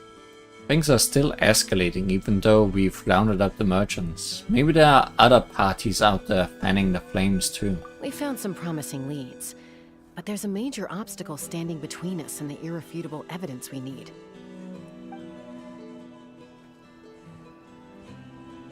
A relic from the Cinder City? So Khan's still managing to sow discord, even after all these years. An airborne workshop and a hot air balloon above the trial arena. And that's where you're trying to get to now?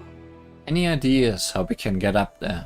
Neither phlogiston wings nor a Kukusaur can take you that high up. Do you really think that's where T'Pol is hiding? You know what?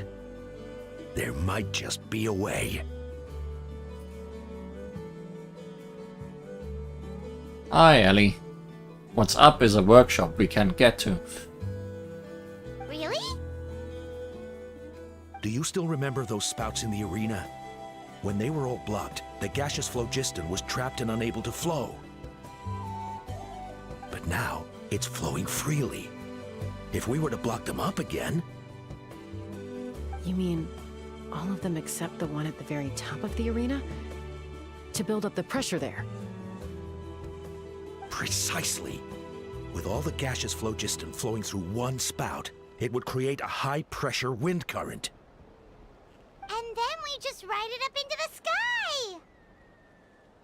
Yes, it has its risks, but with Chaska's abilities, I think she could manage it.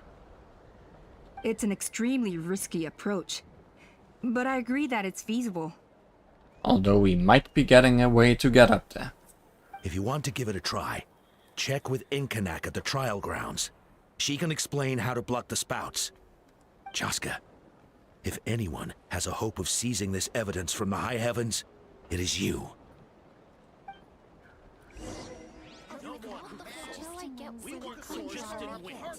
Bad-mouthing the Kukusaurs going a step too far. People are really fighting over this issue.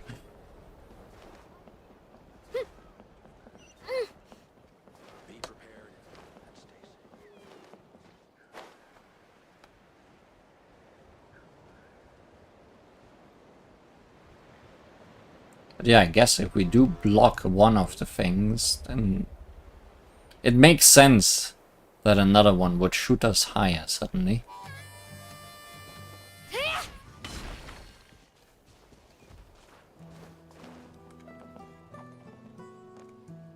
So I guess we just have to undo our work. Goodness me, that is a very bold idea. Maybe so, but we have to act fast. What's the quickest way for us to block off the spouts?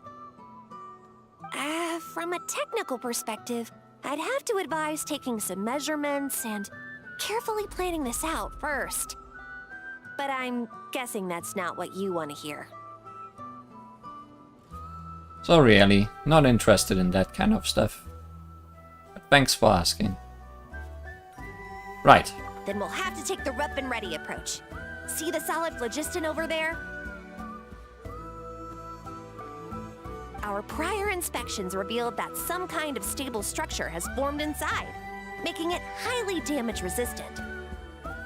It's not without its weak points, but unless they're all struck at the same time, the structural integrity won't be threatened. So, what happens if we do strike them all at once? It'll collapse. Okay, I see where you're going with this. Yeah, you got it. As long as you hit all the weak spots at once from the right angle, the solid phlogiston will fall right on top of the spout and block it up. You're right about rough and ready. Sounds like my kind of plan.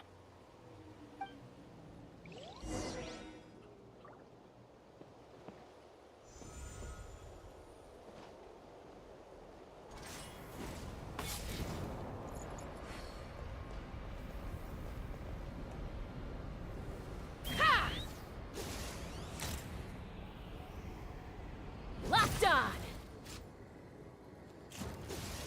Open fire!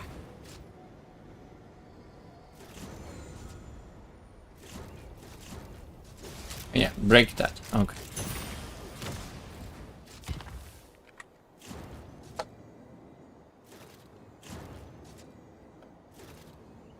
Yeah, all of them have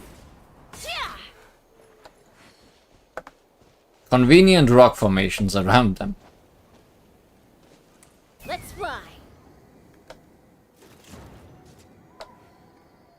Look! There's a chunk of solid phlogiston right over that spout! It's just what I said, Paimon. Bullseye!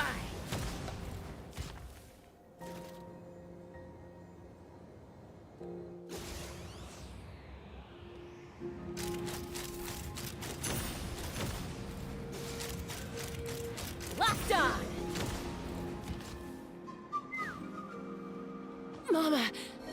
Bird. Oh no, we died. Rest in peace, Chaska. Stand with me.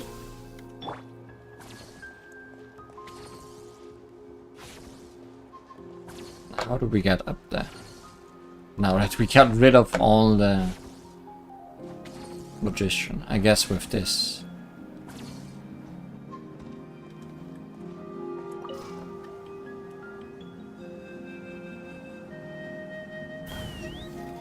Oh yeah, that will bring us up there. Okay. Giddy up. I'm falling. It actually worked! But wait, how are Paimon and the Traveler supposed to get up there? Did she just die again? Koya can give you a lift. She's actually been following us this whole time. Wow, Paimon didn't notice at all. Why didn't she come and join us? Well, probably because she didn't want to get too close to humans. Or maybe just me. But right now, we need her power.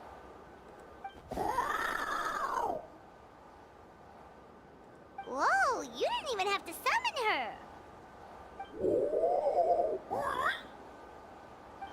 Yes, up there. That's probably where Chime is. All right, let's go have a little talk with this T'Pol.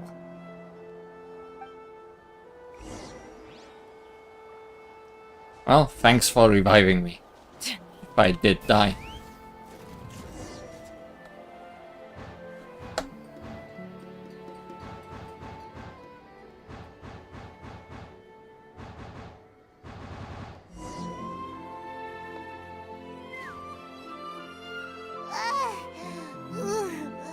Haven't ever flown that fast before. She feels so ready to throw up. At least we made it in one piece. Aha. Just as I thought.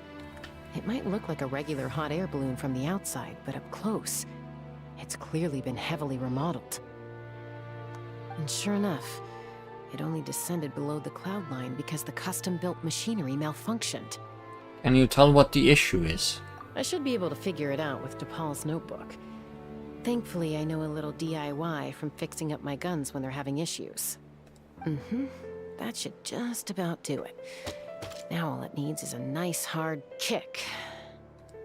Maybe that works on your guns, but, huh? We're really moving!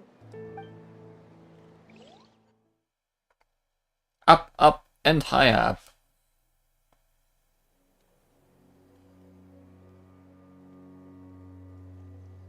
Here it is! The workshop in the sky! Oh, you gotta see it to believe it. Wow! Didn't expect there to be that much up here. Makes you wonder why T'Pol even bothers with phlogiston wings when he has tech like this. Well, according to the notebook, the platform beneath us runs on components from the Cinder City. Those can't be mass-produced. Also, I have some doubts about its mobility after seeing how it moved just now. For someone like T'Pol who dreams of flying freely, this definitely doesn't cut it. But if he's got that relic, he should be able to make a set of prototype wings for himself, right? Why bother making a whole flying workshop so he can mass-produce them? If he can come and go freely from this workshop, he probably already built those prototype wings for himself. But this doesn't add up. If he's already achieved the power of flight, then he must have bigger dreams we don't know about. But what? With any luck, we'll find the answers in his workshop.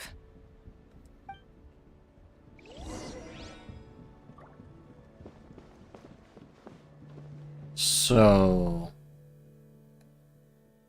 we are off the map, aren't we? This is... not a real place in the game. This is some kind of dungeon. Cuckoosaurs! Seems like the merchants were right. T'Pol's using them for his own ends! I'll bet that mechanism on top of the cage opens the door. Let me give it a try.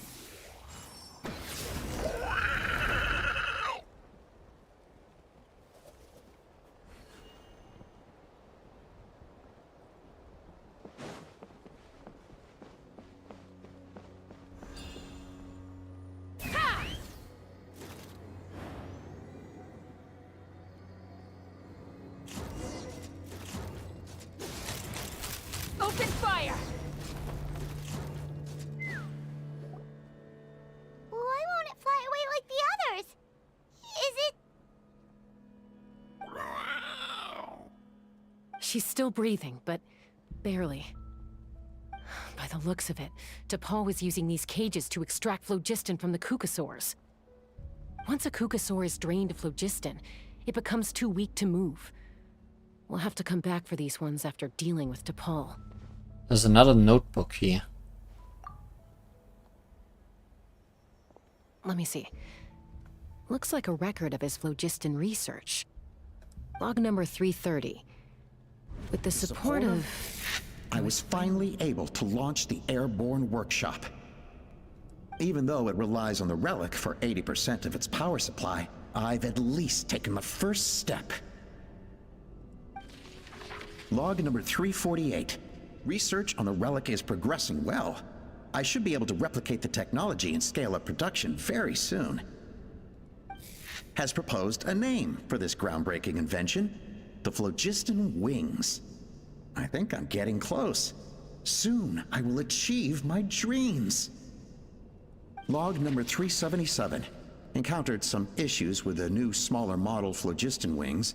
The gaseous phlogiston showed some volatility during the refinement process. Thinks we should proceed at a more cautious pace with the refinement experiments. But after so many past failures, I have to prove that I will succeed this time. Log number 114. Ran an experiment using Kukasaurs to refine gaseous phlogiston. It was a success. Log number 117. I've started recruiting merchants and hunters to capture wild Kukasaurs. Log number 121. Major breakthrough in the efficiency of phlogiston yield. Huh? So many parts have been crossed out! Based on the context, it should be someone's name. Yeah, probably the contact he alluded to in his other notebook. Guess he has a benefactor. Did anyone else notice how the numbering system in this notebook suddenly changed halfway through? Yeah, and the tone seemed to change a lot too. We haven't got time for textual analysis, I'm afraid. Grab the notebook and let's press on.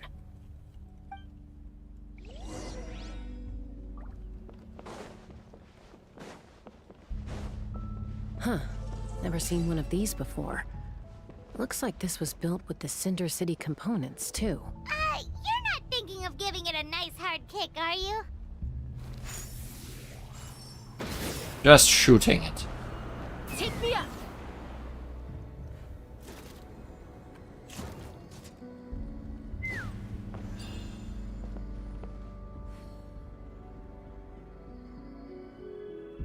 Let's fly! Whoa! What's that mechanism doing? It's asking for a nice hard kick where it hurts. Aim for the weak spot.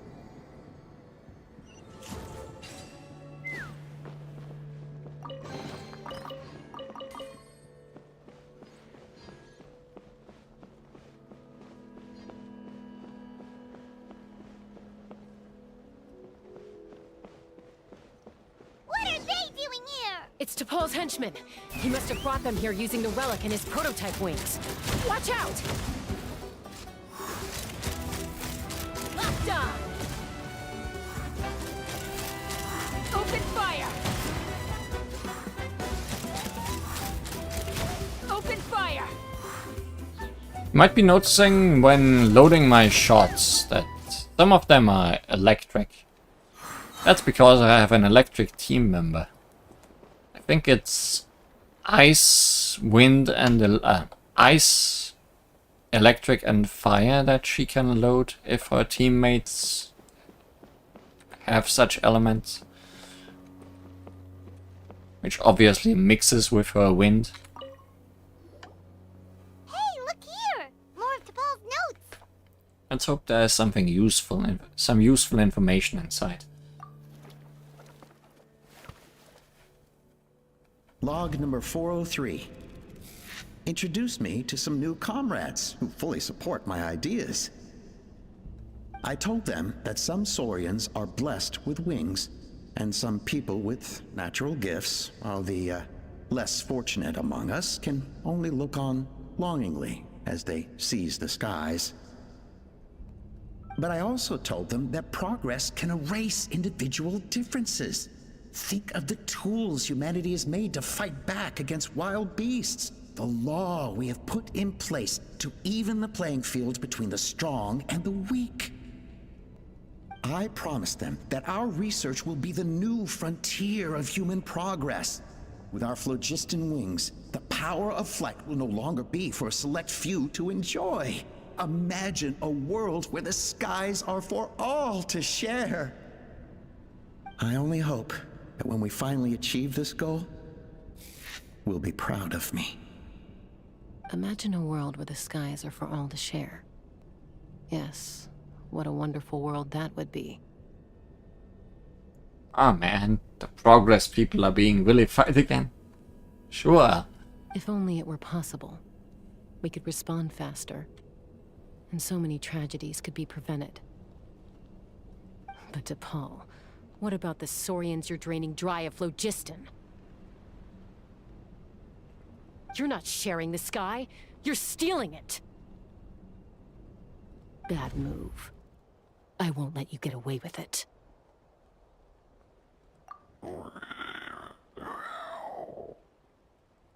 I'm fine. Let's keep moving. I don't think we'll find anything else here.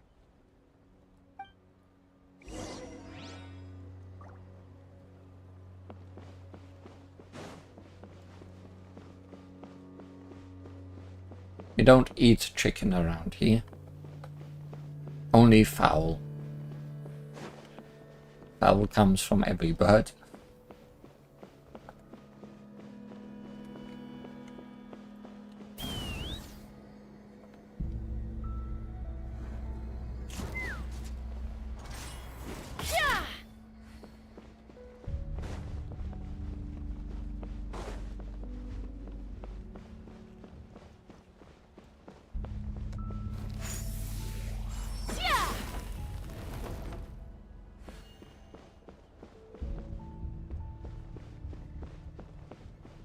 Let's fly.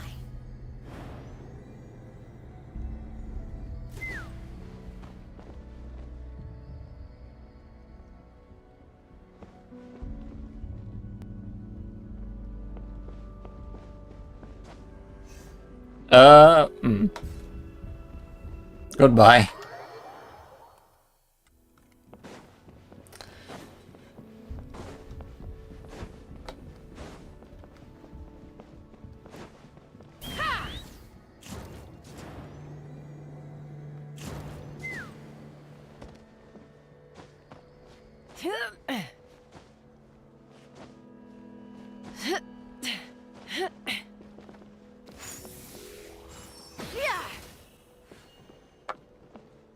Take me up.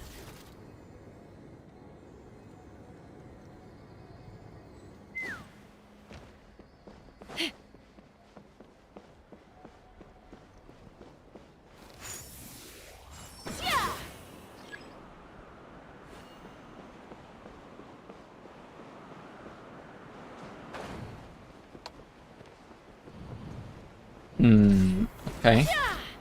Oh, that's another thing to shoot.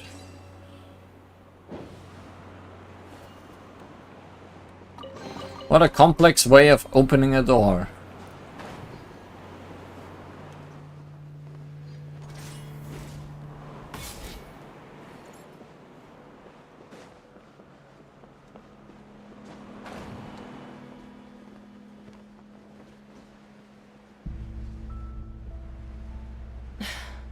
I can't believe he captured so many Kukasaurs. But right now, we have to focus on solving this problem at the source.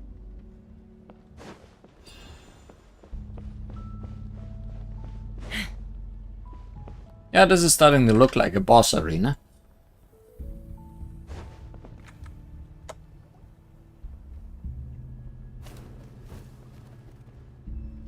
Looks like we've reached the center of the workshop. And still no sign of Koya's baby.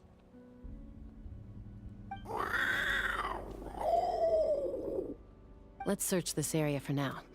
If we still can't find Chime, we'll double back. Okay.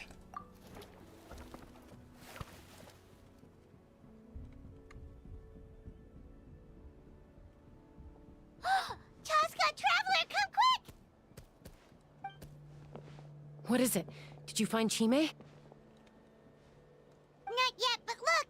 It's another one of T'Pol's notebooks! Let's give it a read, just in case it gives us any clues on Chima's whereabouts. Alright.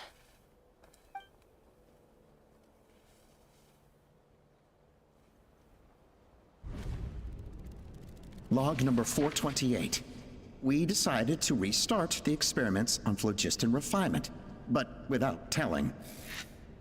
This is the final obstacle to the success of the Phlogiston Wings project. We cannot fall at the last hurdle. Log number 436. Earlier today, suggested using Kukasaurs as an intermediary to extract refined phlogiston. It's certainly feasible, but... Anyway, as long as our secret experiment succeeds, I'm sure won't bring it up again. Log number 443. We will conduct the experiment tomorrow. But birthday is coming up, so hopefully we'll have a birthday surprise for her. Log number 444. Huh? Why is this log empty? I guess whoever wrote down the log number was prevented from recording the results. There's more. Let's keep reading. Log number 0. We lost many comrades in the accident. Among them are friends, lovers, and children. Oops. But we cannot stop now. We will keep their legacy alive and carry their dreams forward. As of today, we are scrapping the artificial refinement method. Instead, we will focus all our efforts on phlogiston extraction from live Kukasaurs. They are arrogant beasts whose existence in the wild serves no one but themselves. Their true worth lies in their sacrifice for the sake of human progress. To facilitate our operations, we will gradually move the airborne workshop closer to the Flower Feather clan, even as we continue to expand it. All this we do to create a world where the skies are for all of humanity to share. All this we do to make T'Pol's dream a reality. Given the way this is written, not to mention the fact that the numbering has started over from 0, it kinda sounds like this is someone new. Does that mean that T'Pol's already... But in that case, who have we been pursuing? There's also a letter tucked in the end of the notebook. It's from Puma.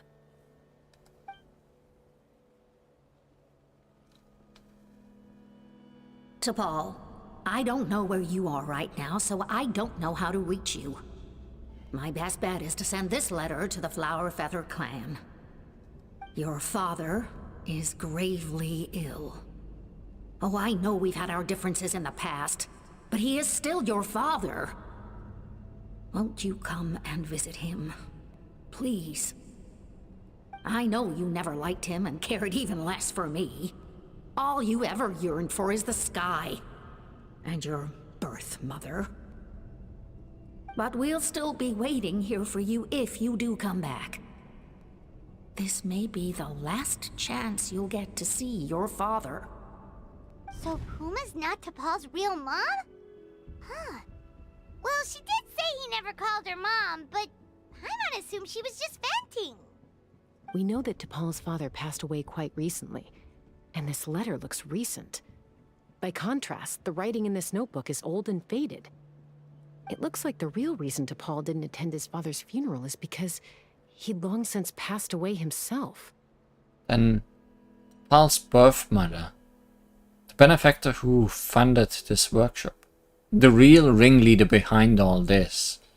If we ask ourselves why this letter was sent to the Flower Feather clan, why T'Pol always yearned for the sky, and how he got his hands on a relic from the Cinder City, it all points to one answer.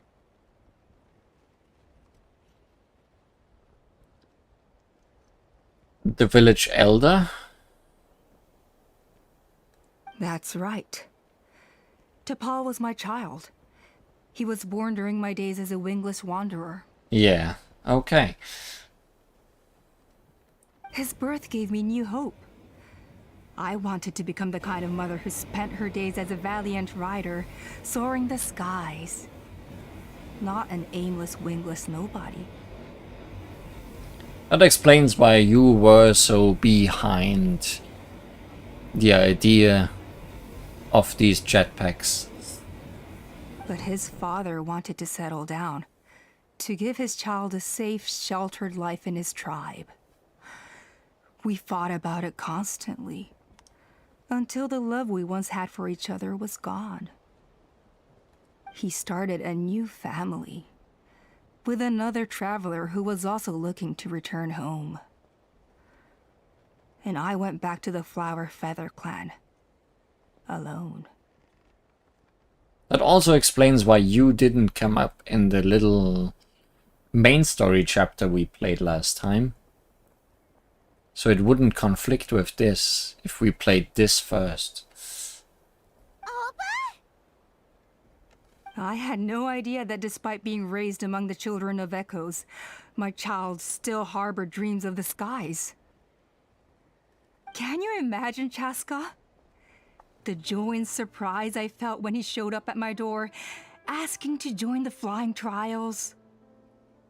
Or how proud I was when he said he wanted to prove his own worth, rather than relying on my position as elder. And then the anguish that overcame me when he was rejected by the Kukusaurs and became wingless, just as I had after my injury. She playable? Definitely not.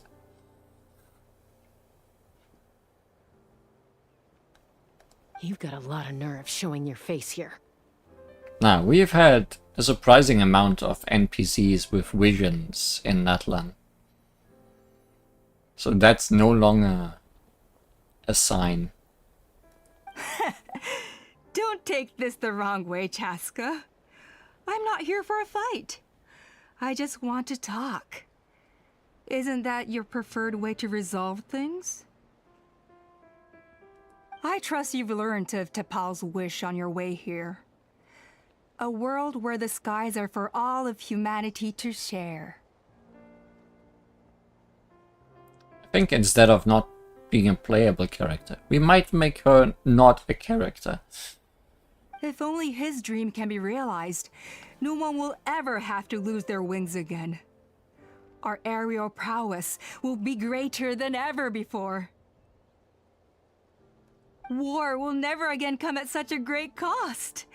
The loss of Koichi is a tragedy that need never be repeated. So tell me, Chaska, do you really wish to see the phlogiston wings forever grounded and gathering dust? Nothing you've said excuses all the conflict you've caused. You mean the argument back at the tribe? It was a necessary measure. Sometimes this is the only way to accelerate the pace of progress. Is a mother harming her children when she coaxes them into swallowing a bitter pill? Of course not. It is a brief moment of suffering for the greater good, and the child would come to understand this in due course. The phlogiston wings are that bitter pill. We will never progress as a tribe if we cling to the scraps the Kukusaurs offer us. Once the people have embraced the phlogiston wings, they will never look back. even if they learn how the refined phlogiston is sourced. They will convince themselves that the sacrifice of a few cuckosaurs is a small price to pay for our dominion over the skies. But this I had not anticipated. I barely had the chance to introduce the phlogiston wings to the tribe before you found this place.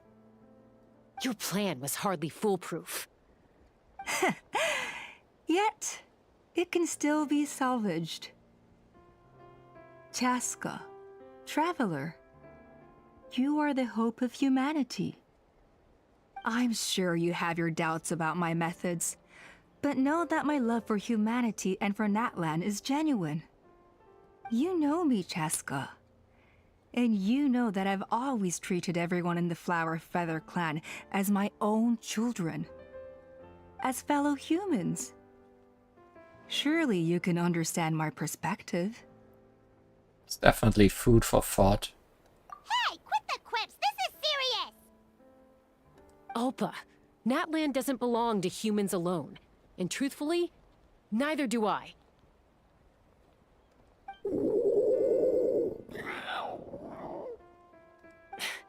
How many times has the Abyss invaded Natlan now? And yet despite how much stronger it is than us, Natlan still stands as a nation of humans and saurians.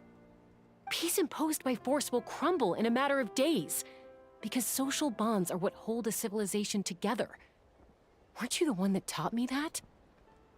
And yet you would break the bond we share with our saurian companions to take more power for ourselves? That's as stupid as hacking your own arm off to use it as a club. They are wild beasts, driven purely by instinct. How could they possibly understand human social bonds? Ugh, how did someone like her ever become a writer? Maybe Kukusaur instincts are not so different from ours. Because clearly, she had them fooled too. You overestimate them. They bow to the strong and shun the weak. That's all there is to it. They never gave Tepal a second glance when he was at his lowest, nor me when I returned injured from the Cinder City. It's all about survival of the fittest for them. Plain and simple. They obeyed me once I proved myself stronger than them, but the moment it serves them better, they'll abandon me in a heartbeat. You're wrong, Alpa. They only reject the wingless because they don't want to fly anyone to their death. Chaska, I will promise you this. Only the unruliest wild cuckosaurs will be used for phlogiston extraction. The ones who have nothing else to offer to humanity. Well, that's too bad. Because I know a few unruly wild cuckosaurs who don't think that idea is gonna fly. Namely my mom, my sister, and me. And the others? To us, they're friends, family, even children. So if you want to put any of them in one of your cages, you're gonna have to go through us. Is that right? I knew you might be difficult to convince. Maybe this will change your mind.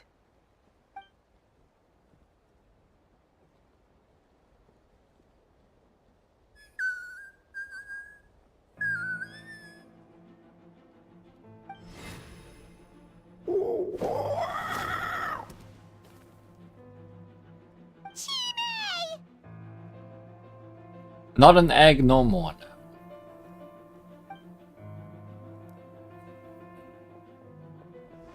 Alpa! Careful! Don't make any rash decisions. Unless you want to see her suffer. Oh no, that's one of the extraction cages! I told my subordinates to take control of the tribe while I was away. Luckily for them, our strongest warrior and our most powerful ally aren't there to stop it. Take control? What are you planning to do with Mutota and his supporters? Merely accelerate their inevitable downfall.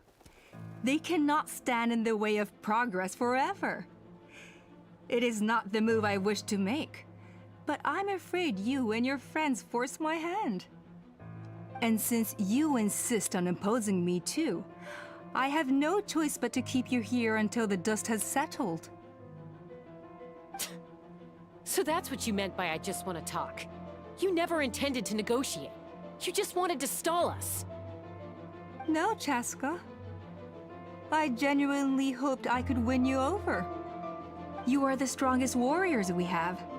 Put down your weapons, and I promise you that no harm will come to this young Sarian. I just need you to stay here for the next couple of weeks or so, while my people consolidate their power. Then, I will give her back to you, and you'll be free to leave. You really think the Pyro Archon is gonna let you get away with this coup? As long as the majority supports our vision, even the Pyro Archon cannot meddle in our internal affairs. Your vision is deranged, and the Flower Feather Clan will never support it. You sure about that? Then wait here and see. Time will tell. What do we do? Even if the whole tribe fights back, Mutota's in grave danger!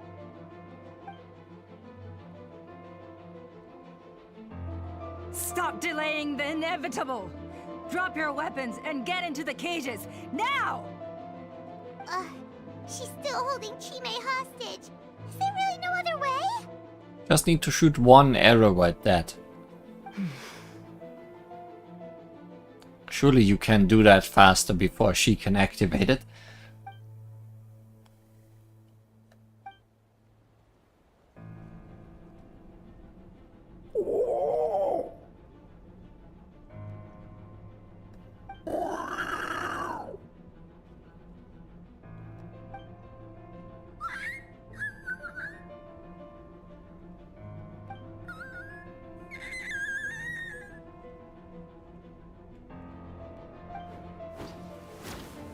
Koya?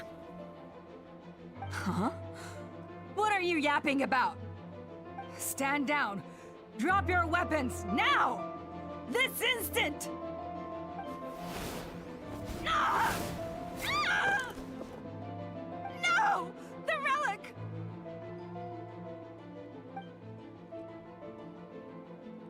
Now!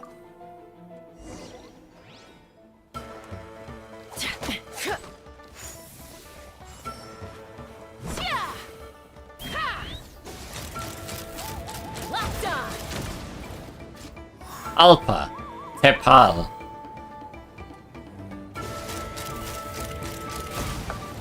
It's not quite the same letters, but it's close enough. I'll give up, Alpa. We're negotiating my way now, and this ain't your strong suit. Shut up! Just shut up! Ah, help! Anybody?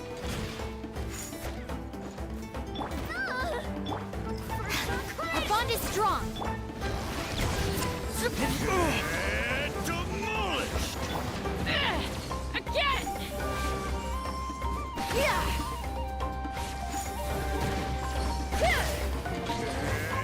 Demolished! Demolished!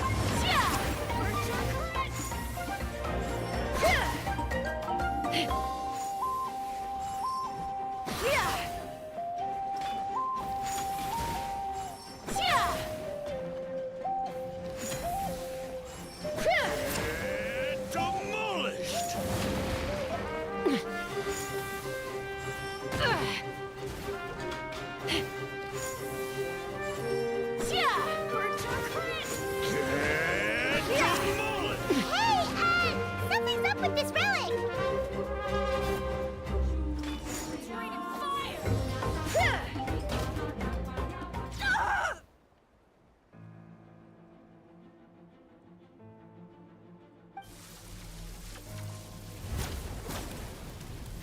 Oh good, we're burning it all down. No! What is she doing? She'll bring us all down with her! But why? We stabilized the relic! Maybe it got damaged in the fight. If we don't think of something fast, this whole workshop is gonna fall apart. No. They're directly beneath us. My beloved tribe! Leave the workshop to me. You deal with the relic. If we don't solve this problem at the source, this whole place will come crashing down. Okay,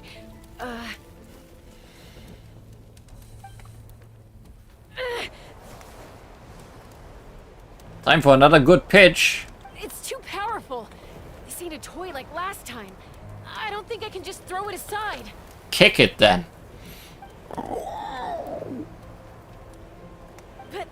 But we need to get it far away before it explodes.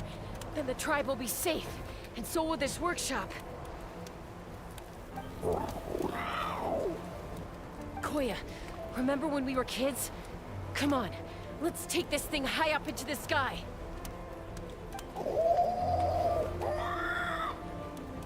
Don't worry, I know I can get rid of it before it explodes. We're talking some surface wounds at most. All I need is for you to catch me at the end, just like old times.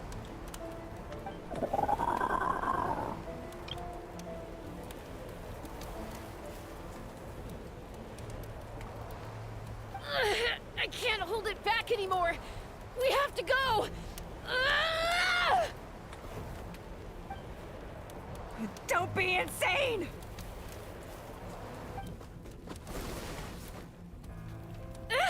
Alpa! What are you... You're a fool, Chaska! Why would you choose such a risky solution? We cannot entrust the safety of our tribe to this wild Saurian! I'm the fool. You really think you can stand a better chance than me?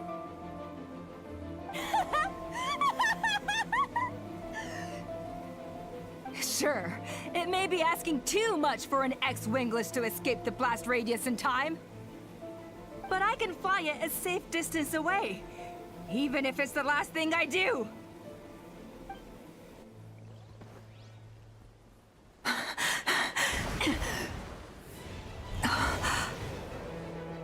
Here, these should be high enough to save the clan. What? You don't get to die a hero today.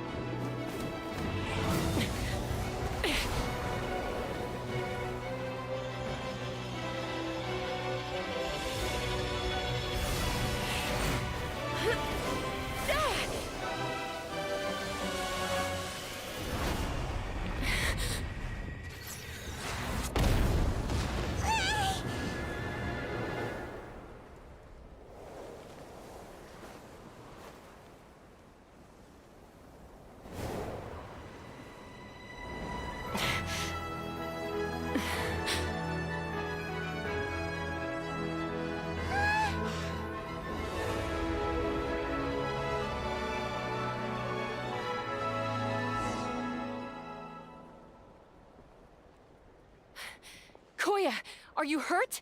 Let me take a look at you.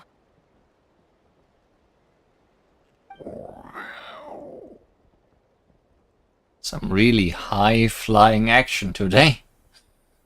No dead parrot. What do you mean, I'm fine? Didn't I tell you to catch me on your back?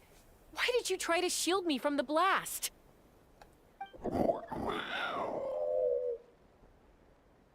Accident? Yeah, right. Seriously, you're as stubborn as ever. Chaska, Koya! How are things looking here? All taken care of.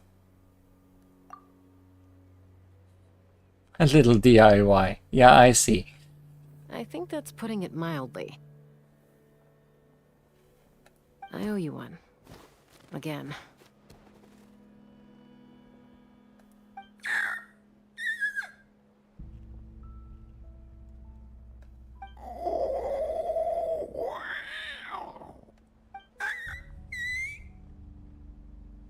Oh, but be honest.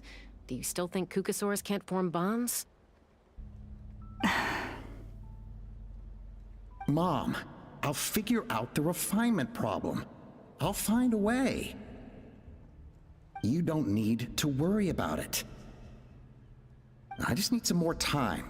That's all I ask. Please just trust me. Just this once.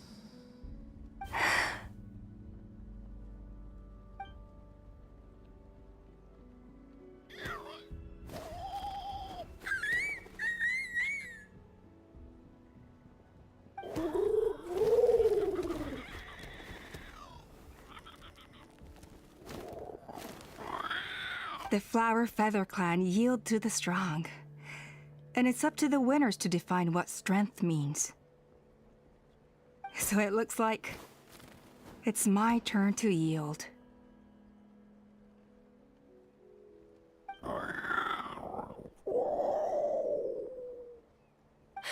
Koya! Koya!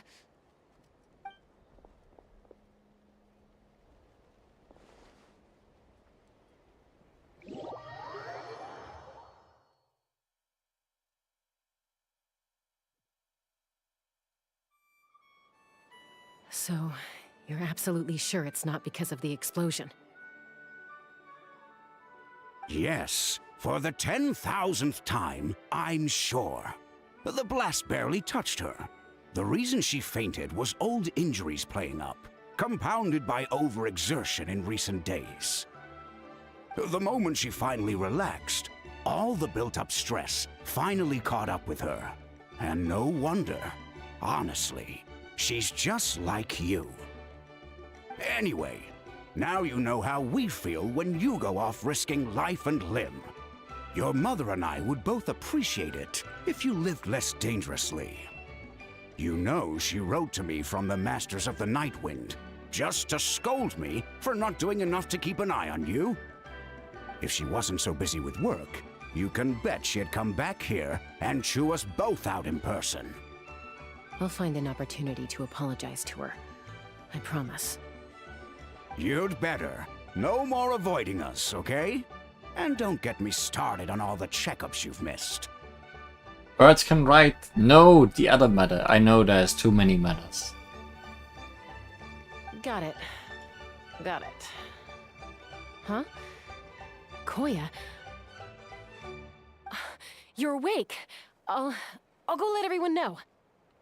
Hey, but we're not done talking. Ah, what are we gonna do with her, Even after everything that's happened, she still hasn't figured out how to start the conversation with you. She keeps saying, I don't think Koya has forgiven me yet. But if you ask me, she's the one who's scared to open up and have an honest conversation. For all her confidence, she's a very sensitive soul underneath. You'd think as a peacemaker, she of all people would know how to reconcile with her family after a falling out. She must have been a handful growing up. Thank you for being there for her. And of course, thank you for keeping her safe when you were up there in the sky. Koya, Uncle Cusco, we're here! What were you talking about just now? Ha! I was just telling her that she's not to go chasing danger with Chaska ever again. Cusco, I understand how you must feel. But it's all thanks to Koya and Chaska's efforts that the airborne workshop didn't come crashing down on our heads. Oh, Paimon almost forgot to ask. They didn't hurt you while we were gone, did they? Thankfully, when her co-conspirators tried to arrest me, I was out coaching Koya and Junan. The two of them were a huge help. They took care of things while I went around rallying the resistance. So, in the end, Alpa's would-be revolt didn't really get off the ground. And as it turns out, not all of the Wingless want to see our dear Saurian friends replaced with phlogiston power gizmos. I'm so sorry you got mixed up in this, by the way. We should have caught on to Alpa's scheme sooner. We could have saved so many Kukasaurs from getting hurt.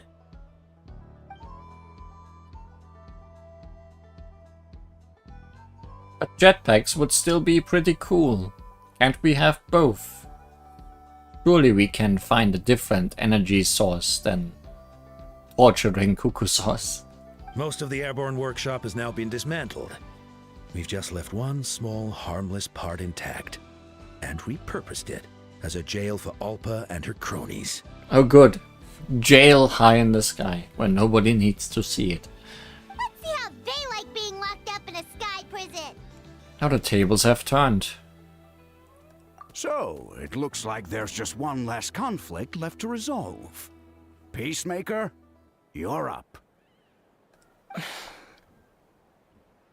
I said I had to wait until things had blown over, didn't I? And now they have. But I still have no idea what to say. Koya, I just want to say, I'm sorry for how things went down back then.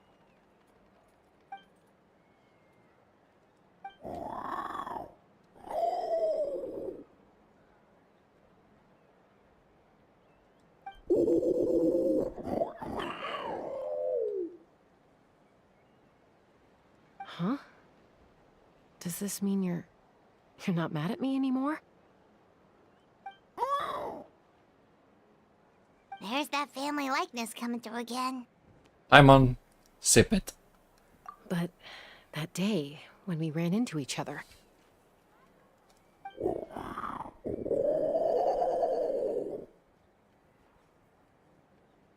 Huh? So then, when did you finally make your peace with it?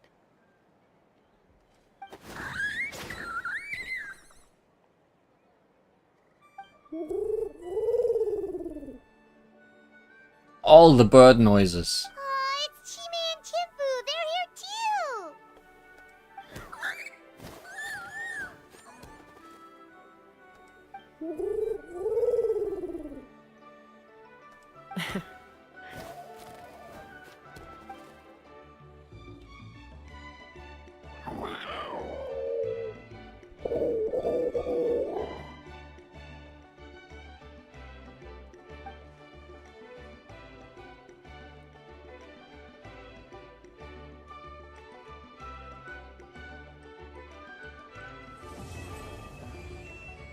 And so, we have gunned and winged. Where's the bird's dead though? Killing or what? I wondered about that too. Maybe dead birds just don't stay with their families.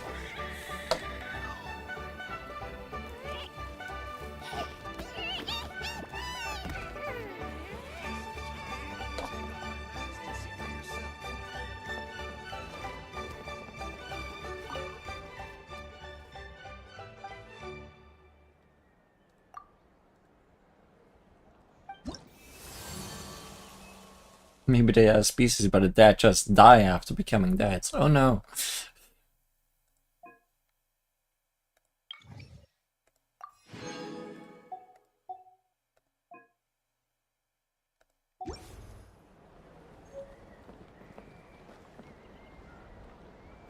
But with that, we have done all that.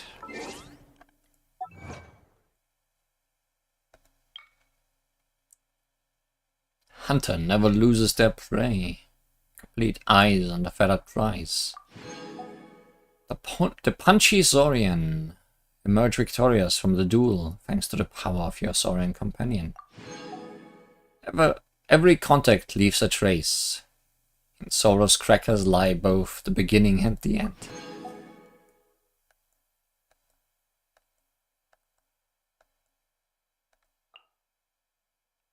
And Manitou will guide us home.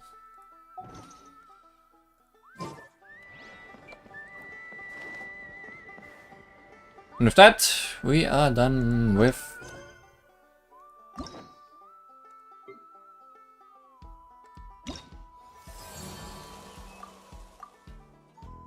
all the tribal quests we can do at the moment, because the third part of the Masters of the Nightwind is not out yet, as we noticed last time.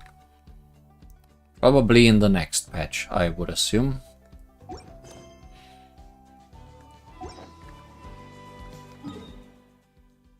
Now I just wonder if anything will lead us to this part yet in this map, in this version of the game.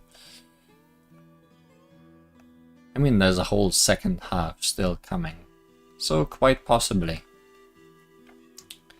There's also still the version's main event coming. So really, all is possible. But for today, we are done, and that place in the map will remain unseen for now. It still looks very imposing though.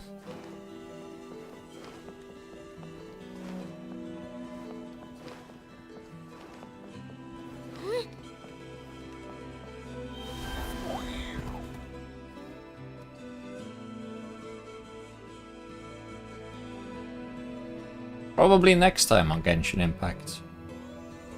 We might just go there and see what all that is about.